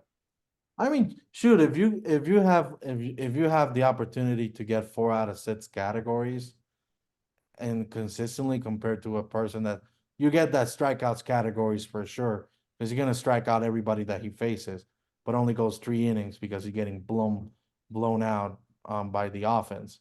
I might as well just try to my best to get that. So By the way, you and I are number one, number two in terms of strikeouts for pitchers. So I think we know what we're talking about. No, I'm joking. I'm joking. But yeah, you're one and we're number one and number two in strikeout for pitchers. So that's pretty cool. It's kind of funny how that worked out. As far as the hitters go, yeah, just it's my infield is strong. Everywhere else is weak. Catching has been a I am not problem. gonna lie. Go ahead. I never thought I see JJ Bleday and all those and Ivan Herrera and Joey Ortiz on your team. Oh my God. Well, hold on now. Hold on. I've been preaching They're about just really obscure names. I'm just hold on now. No, no, no. I never, I never, I never name a player that I would never recommend for myself. I've been on that Joey Ortiz train for a while now. that's true. I've been high on him for the last 2 years. Ivan Herrera, the same thing. Hell, I got Ivan Herrera last year, but unfortunately, the Cardinals didn't think of him. They didn't think he was ready, but in part-time play last year, I thought he was ready. I was excited to get him this year. Sure enough, there he is because Bo Naylor can't get it together. But yeah, Bo Naylor, Ivan Herrera, Yanier Diaz, those guys were all part of my whole catching is deep this year. Wait on catcher. Then boy was I wrong. Jesus, that was the wrong thing to do. But I bought in, and I wasn't the only one. I wasn't the only one. Saris, I think I heard him on his podcast. Saris over at the Rates and Barrel podcast over at the Athletic. He's at this. I think he said the same thing. But I And I listened kind of to bought in too with Patrick, not Patrick Bailey, with Will Smith and Jonah Heim. no, but Will Smith is good. Yeah, Will but Smith I is mean, good. I could have gotten if I would have waited, I could have gotten like a pretty decent hitting catcher, and I get a better either pitching or outfield option. Yeah, But but it's Will Smith, bro. I mean, yeah, it's Will exactly. Smith. That's an elite catcher right there. That's So, true. in that, I'm not trying to poo-poo your what you're trying to say here, but just think your lucky stars is what I'm trying to say. Because look, I'm depending on Ivan Herrera, which I don't mind depending on Ivan Herrera. I love Ivan Herrera, but yeah, that's not how we game planned it back in March. But he That's was what I'm saying. Like I will think like that will be like a kind of like a platoon option on like a week that they're gonna sit out Ball Naylor when he's supposed to be hitting no, well. he's not playing at all now. I mean, I think he's been getting more playing time lately, but yeah, he's been benched. Okay, now he's getting playing time. But look, May 28th, Oh, June man, 2nd, June 6th, June look at 11th. all those zeros on hits. It's a lot of zeros. It's frustrating. Lots of strikeouts too. No, Lots, only one walk on that stretch which it's on both sides. unfortunate. Unfortunate because I was on that train. I was bragging about Bo Naylor last year, about as a catcher and as a rookie to look at, and he did come up big last year. But that was a short sample size, and this year he got exposed. He's a left-handed bat, and it doesn't matter that his brother is on the same team. Which, by the way, I I have was both the about to Naylor say that was brothers. a morale pickup to to There, see Paul Naylor. listen, man, it was all by design. It was all by design. I did that on purpose. But I was high on. I was expecting more from those guys because I thought catching was going to be deep, just like every other podcast. All the other podcasts I listened to said the exact same thing I'm preaching right now. Catcher's going to be deep this year. But yeah, even Bryce Terang, that's the name that you should be like. I can't believe Bryce Terang because everybody was pooing on him. They were no Bryce Terang believers, but I was a believer, and not much of anything. Only for the simple fact that it doesn't say right here, but he's a former first round pick, so that must mean something. I thought to myself. Yeah, first round pick, 21st overall to the Brewers. Can't be that bad. But I actually heard like these podcasts from like either CBS or The Athletic or some of the other lesser known ones outside of those two entities say that Bryce Terang's not that good of a player. Like, no, no, well, he was a first round pick, and I don't think the Brewers are giving up on him just yet. And 26 stolen bases, I'm good. Wait, where do I rank in stolen bases now that I'm because I've been trying to do better with that. Fourth. All right. Of course, There you go. Sean with 102, he's massacring the category. Where you So at? it's at the vote. I'm like eight or something. One, two, three, four, five, six, seven, eight. Yep, you're right. Eighth. Oh, tie for eighth with Jets team. So yeah, I've been trying to do better in that category, but yeah. So yeah, infield is my only strong suit with Ozzy Albies, Jose Ramirez, and Trey Turner is now back from injury. But yeah, this is gonna be a long term. Yeah, JJ Bleday. I thought he would. I thought it was time to give up on JJ Bleday. Remember, former Marlins player, I believe. It doesn't let me do it. I think he came up with the Marlins. You remember? I kind of did. Yep, right there. Marlins. It was gonna be part of their outfield at one point of the future. That did not. Yeah, but I'm depending on a bunch of unproven young guys. Although Bleday's I think he's 26. Where's his age at? 26. Yeah. There you go. But post hype sleepers sorts but like I already mentioned the pitching, so there.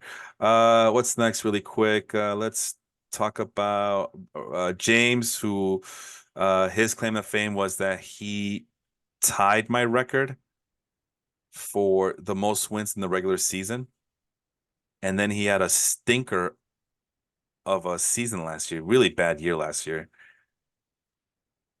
and I was en route to beating our own win loss record in regular season, and then of course I had to win the championship because as you know, Angel, it don't mean a thing without that ring, right?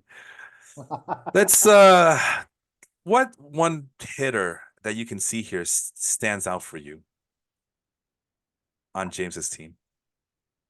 Man, Royce Lewis, what a potential he has, but Can stay God, healthy. like when he's on the plate, he can make magic. Yep. But the question is when he's gonna be on the plate. Yeah, it's I been very mean, frustrating, man. Yeah. yeah. I will be frustrated. Like you see those slash lines, just that 364 and that 420 on base percentage. If I'm James, I'm like, wow, like I wish that like luck will be in his favor for once, Yep. not always be injured. Because Yep. look at what he can do. Obviously, it's gonna drop down.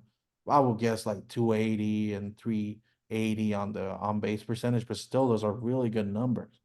And And that's a great third baseman to have, but they're not playing. I thought I was taking a risk Nice. at outfield playing a bunch of young players. James is going with these guys who were kind of uh these former super athletic, highly touted prospects who are basically at the crossroads of their careers, and they too are struggling to stay healthy. Your guy Josh Lowe and Luis Robert on the same team, struggling alongside each other. I'm surprised. I remember this from Carlos Correa. We talk about on the draft recap about him, Hmm. about how what shortstop should he have picked on back then. And we were questioning if it was Correa. Looking back at it, no, not a bad pickup Oh, at today's point. Like we're learning yeah. about today, right? So Oh yeah, it ended up being the right move. If you just on batting average and on base percentage alone, for sure. I also like the fact that he has both the catchers for the Athletics on his team. I know it's because of Wilson Contreras, but see, he was not smart enough to get Ivan Herrera. But that's funny, like you of all the catching options that you can get, I guess the only one available was both of the Athletics. Yeah, Like yeah, that's he's in trouble. No, but Kyle McCann has done well, but yeah, this is a big no-no in my book. You don't do that, but it's out of desperation. You could tell it's out of desperation. He has no other options. Catching waiver wire for catchers right now, it sucks. So good luck to you if you need a catcher in this league because it's bad. I mean, hitters are bad in general this year, especially on waiver wire. Catchers are like they're nowhere to be found at this point. yeah. Unless you want to go with a White Sox catcher, then you're really in trouble. But kudos to Dylan Cease, bounce back season. So you can't talk about him. Talk about someone else on his pitching staff here. Oh, we gotta talk about that bullpen. It's been really, really good. And you got to combine an average of 17.5, 18 saves in between Kimbrel and Holmes Hmm. with a good ERA. Mark Leiter, I guess that ERA is a little bit high, but he gets you those holds. Yeah. And So 39 that strikeouts in 28 innings pitched. That's just those three crazy. categories. I'm sorry, what was Yeah. that?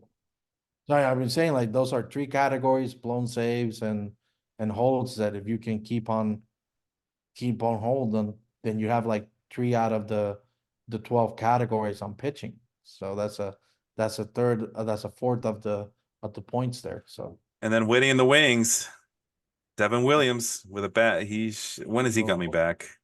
hopefully he can carry that rotation to that bullpen this year again. July 20th that he's eligible to return as of June 15th, so it's pretty recent. Manager Pat Murphy said Saturday that Williams, who has a back injury, is expected to be cleared to throw off a mound soon. Murphy also added that Williams remains on track to return just after the All-Star break, although that would seem to be a tentative timetable given that the reliever has yet to resume throwing off a mound. So, James and I are in the same boat. Me with Scherzer and him with Williams. We're just Hoping. hoping that sooner rather than later. And he has two more injuries here as well. So yeah, the Okay. injury, yeah, I don't even know how he's able to set a regular rotation, man. This is awful. Well, I'm glad I'm not him. I can tell you that much. And then he has two more on the batting side, including his premier catcher. So Yeah. Ugh. Aaron, who of the top six teams, she's the only one with a negative point differential. And first and foremost, let's go back to the roto standings here. So I kind of maneuver my way around. James third in the roto standings. Ninth in hitting. Wait, no, sorry. That's I think you gotta filter it yeah, again. sorted. Yeah, gotcha. That makes Ninth in sense. hitting still, actually. Oh, but ninth in hitting, which is yeah, I guess it makes sense. And do I have that there? No, I don't. Now I do. Second in pitching. Okay, so his pitching, we just saw the pitching. The injured riddled pitching has kept him afloat. So wow. Let's look at Aaron. Aaron is what I say she's fifth in the win-loss record, but she has a negative point differential. Aaron is seventh overall in the roto standings. She is seventh in hitting, seventh in pitching. She's consistent and The there's a little bit of definition of mid. ooh, she's not gonna be happy I'm about just that. saying the rotation. Oh, she don't Look care. good. She's gonna smoke you the next time she sees you.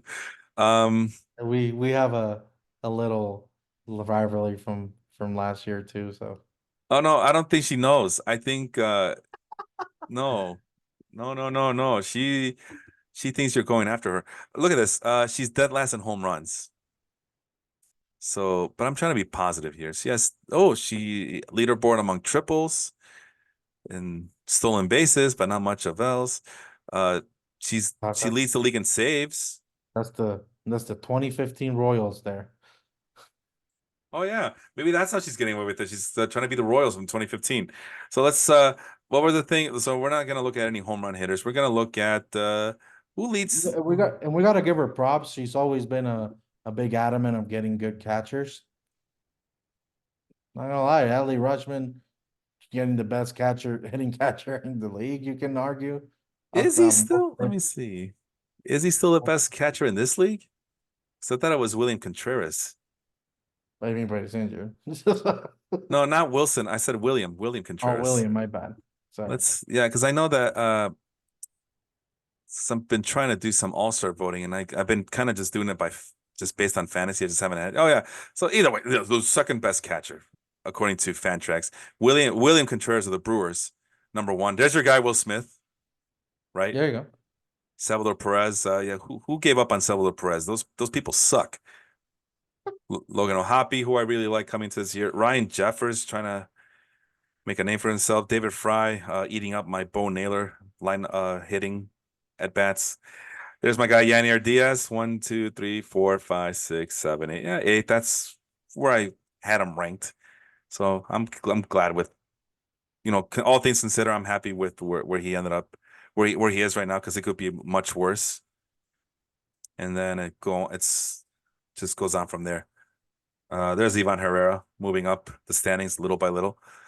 Let's talk about, since it's speed, who is someone that leads in. Let's talk about Spencer Steer. That's 12 stolen bases. In a 336 on base percentage. Pretty decent. Pretty decent, right? Pretty good pickup. I mean, compare we're talking about a 12-man league. A lot of positions need to be filled. To have a guy like Spencer Steer that you can put on first base and gets you 12 steals. That's a good option to have. And I'm mad at myself because I was hoping I Oh can get no. Noelvi Marte, and she got him right before I did. And I just kind of He's forgot still because suspended? yeah, but he's coming back. When is he coming back? And he's already on assignment. Oh, okay. So I think it's coming back soon, June 27th. Just a Look at week that ago. slash line Where? on the info. Oh, this is On last year. last Yeah. year. Yeah. Oh, yeah. He came out. There's a reason why I won the championship last year. He's one of them. He came up clutch for me last year. But I was hoping to keep an eye on him. But you saw my offense. It was so riddled. I didn't have the space for him, and yeah, I did pick him up in the podcast league. But man, I'm kicking myself that I know about Noelvi Marte, and I can only get him in one league, and that's just ugh. Anyway, hey, we talk about these guys: Ahmed Rosario, Edmundo Sosa, Weiler Abreu. We just talked about those guys. That's so funny. There you go. Three different teams: the Rays, the Phillies, the Reds. We talked about those three teams and how they are good bench pieces. Although Weiler Abreu might be starting when he comes back, but Sosa and Rosario, Ahmed Rosario, Edmundo Sosa are nice bench pieces Yeah.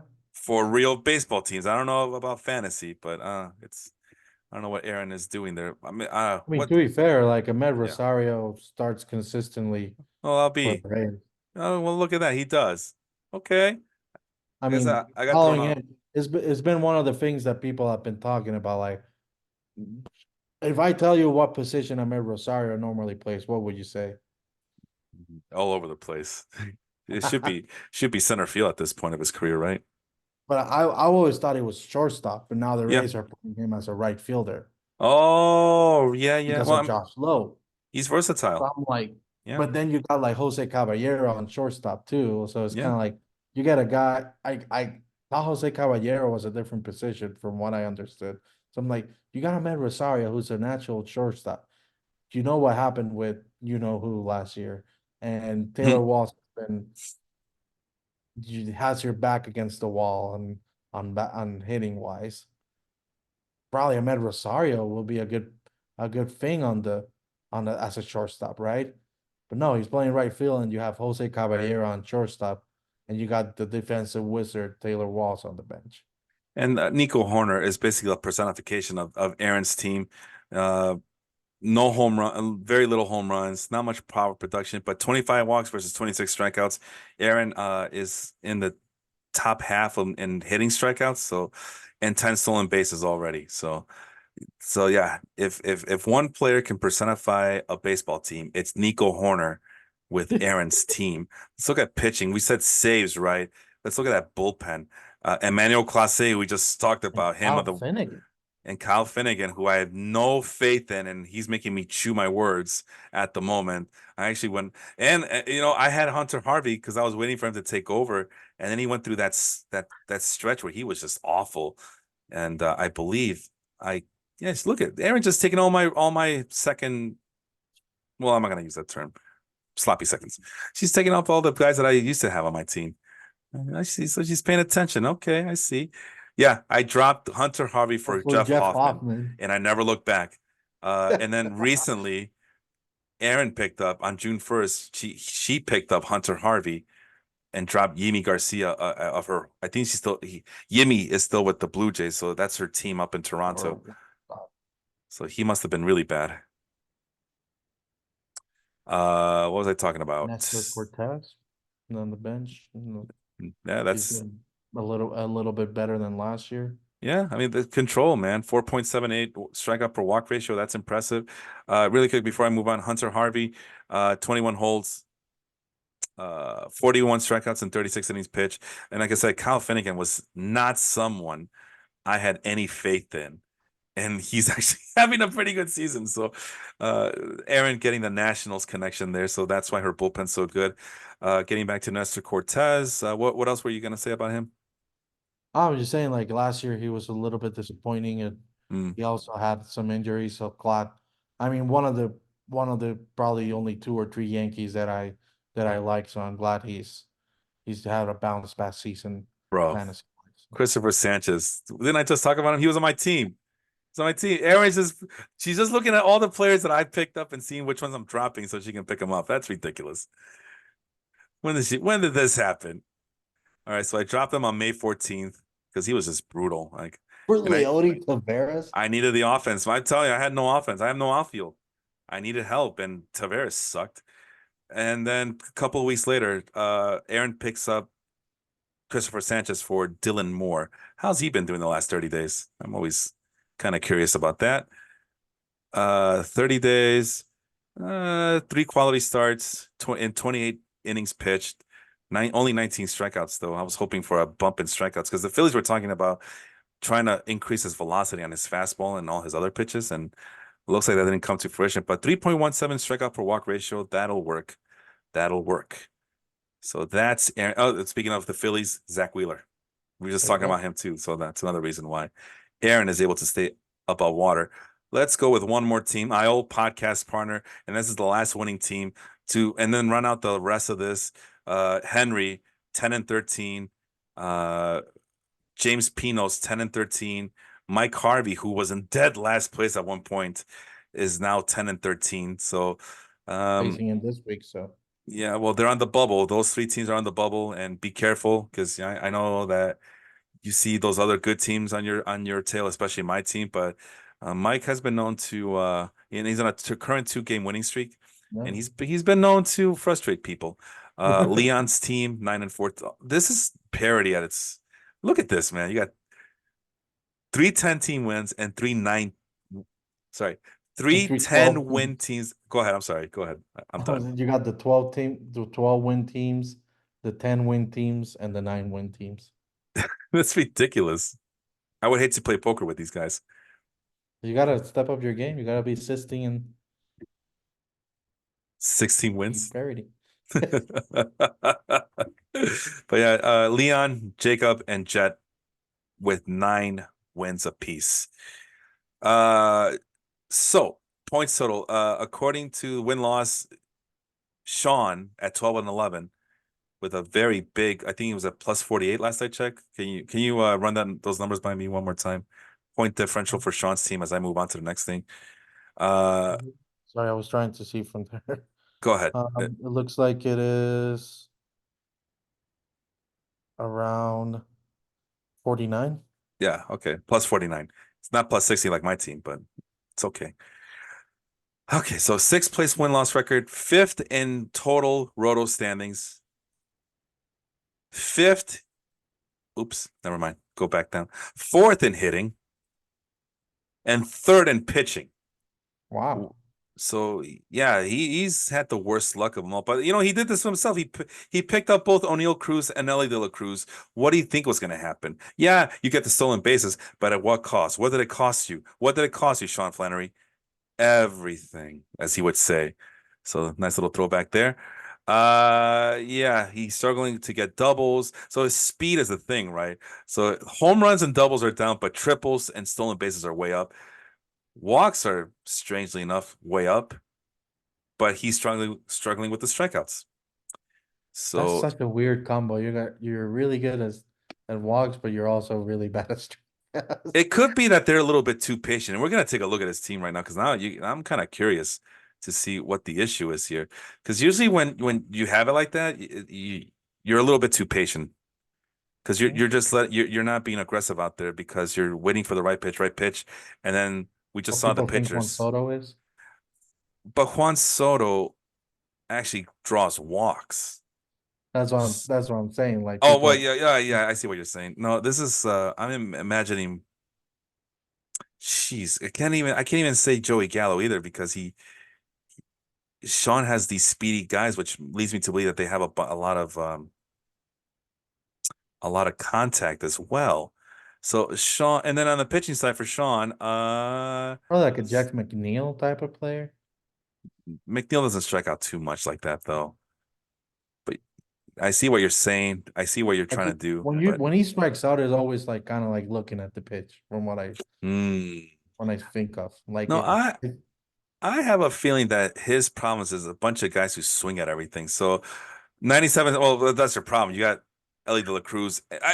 This is exactly what I knew that's was the going to happen. missile. The Ellie De La Cruz and O'Neal Cruz are the problem here.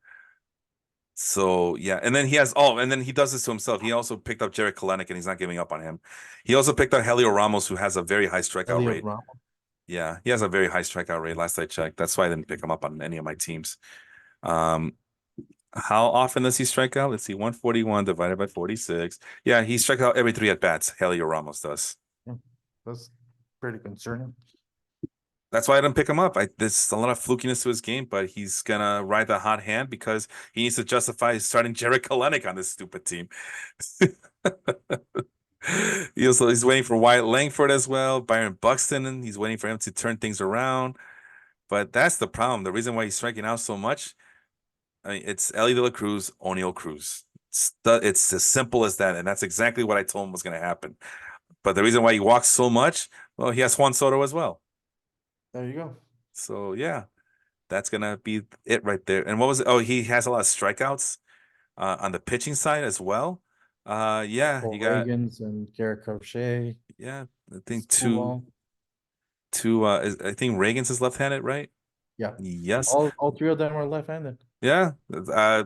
He has a type. Presley Jordan Hicks, who was known as a flamethrower, now is a very precise pitcher. So Yeah, because they're trying to convert him into a starting pitcher in San Francisco. he's been starting really good. He's been having, I mean, overall in the season Yeah, it's from not too when he bad. started.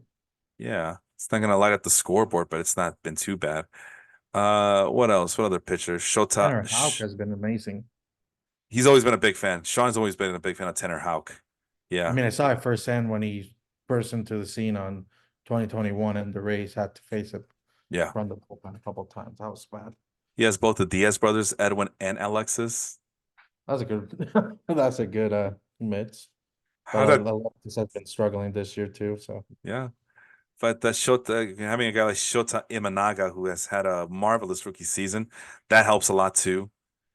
And he's not just a pitch to contact pitcher. He has 78 strikeouts in look at that 76 innings. seven strikeouts for a walk. Yeah, impeccable That's control. Yeah. Yeah, he's not gonna and the low whip as well. I mean, Sean's he's living in 2034 while we're all living in 2024 at this point. But he can just stop goofing around a little bit. He can actually win this league again.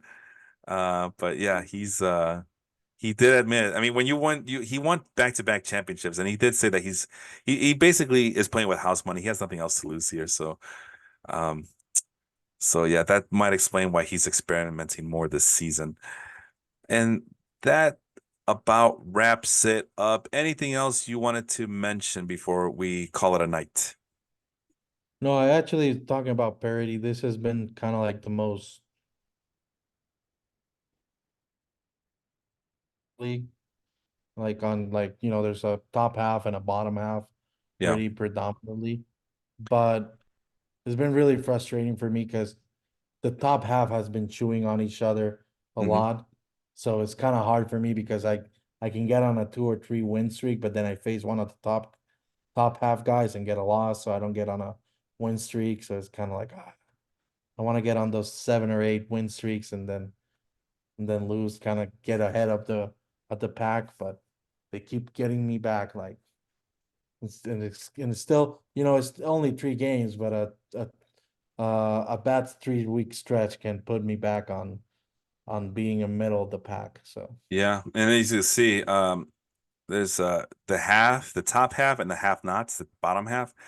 The top half in terms of roto standings, over 171 points. The bottom half, less than 149 points. So it's a 30-point difference between the sixth place team and the seventh place team. So Leon's team versus Aaron's team, but Aaron has the better record.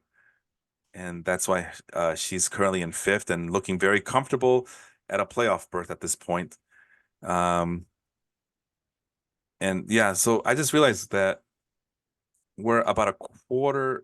No, we're halfway through the season as well. Uh, you feel good about your team moving forward as we go into the second half, as we continue on the second half of our season here? you know what? I don't want to jinx it. I feel like I have we haven't my team has improved very, very well from last year. So I mean, obviously the fact that we had to it was a redraft of all players, I was able to get the players that I wanted Yeah. for for this year and for the future too, not have keepers. So I feel very confident, it looks like it's not like I'm top half. I'm tied for first, but I'm still top four on Roto.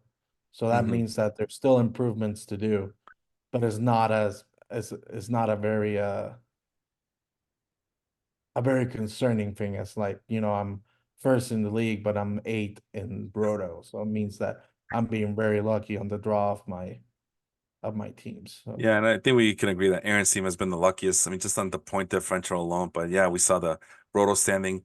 She's the fifth best team, but she's seventh in the Roto standing. So a little bit of concerning. Meanwhile, Sean might just be the the one unluckiest guy based on the poor win loss. I mean, relatively speaking, the poor win loss record, the big point differential, and what I say he was let me close out this window here.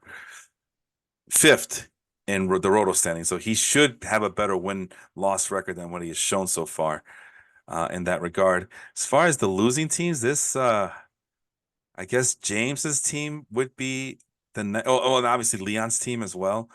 But Leon, he's been pretty inconsistent with keeping up with his lineup, I've noticed. So, but James, what is that? Negative 8 point differential, but he's 10th in Roto standings. Yeah, outside of stolen bases and okay, so he gets doubles and triples, but it's a pretty putrid offense. And outside of holds, his pitching is pretty mid, as you just said. So maybe his team is playing over their head just to be mediocre. But just on point differential alone, you might think he might be the next guy up. Unless you want to go a different route and go by date. And what was the most recent holiday we just went through? No, let's do Memorial. yeah, yeah. Oh, it's yeah, I just remembered. But no, let's do what's today, the 18th. Let's do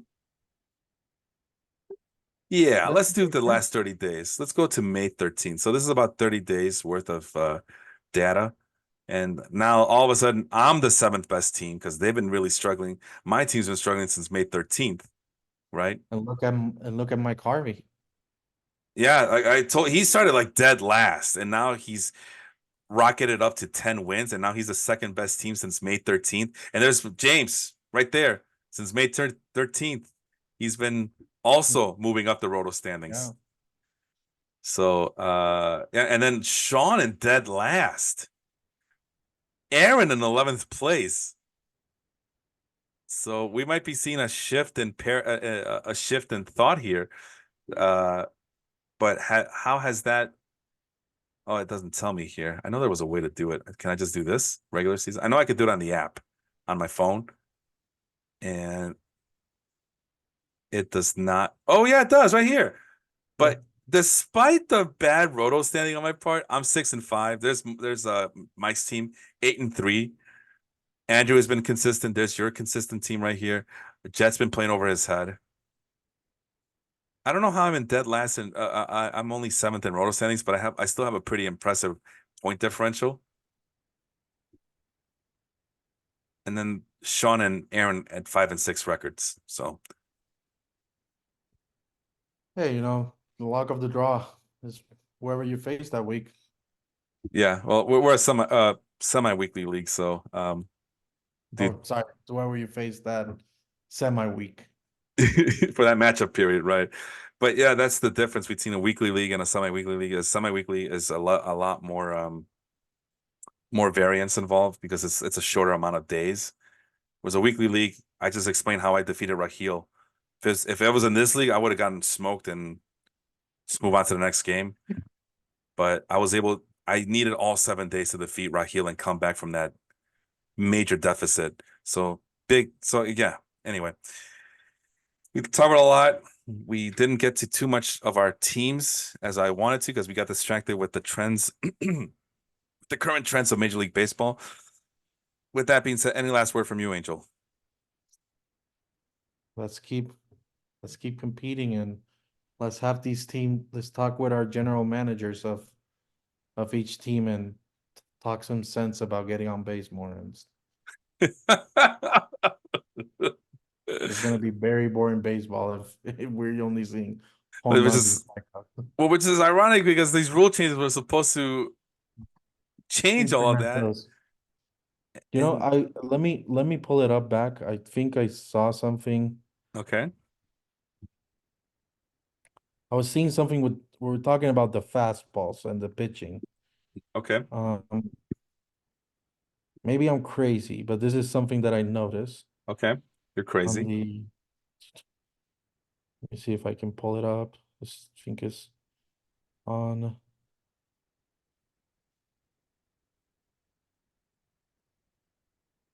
While you look for batted that, ball. what's that? Is on batted ball that the home run to fly ball ratio have decreased from 14 last year to 9 this year. Hmm. And on 2021 was 14 also and decreased to 9. Hmm. That's a weird, like the weirdness of like how many homers and compared to fly balls have been doing. Yeah. We've been seeing more fly balls than home runs Or maybe Major League Baseball doctored the baseballs again. Who knows? It could be anything, which is every 2 years. So they're not maybe, suspicious. maybe. I mean, I don't know. I don't know. I mean, they probably figured, well, we need to scale it back a little bit because now offense has too much offense and pitching needs help. And now pitching is back doing their things that they've been doing this whole time. But anyway, interesting discussion as always. Angel, thank you so much for, I know we were supposed to do it this past weekend, but thank you so much for rescheduling with me and humoring me on this.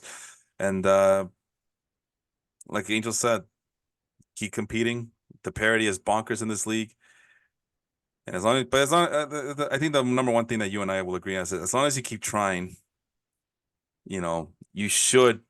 It becomes a war of attrition, and all the teams that have given up will fall by the wayside, and all the teams that have done their darndest to tweak and improve will rise to the top. So we'll see if this year is any different. But for Angel, I am Felipe. We'll see you next time. Have a good one, everybody.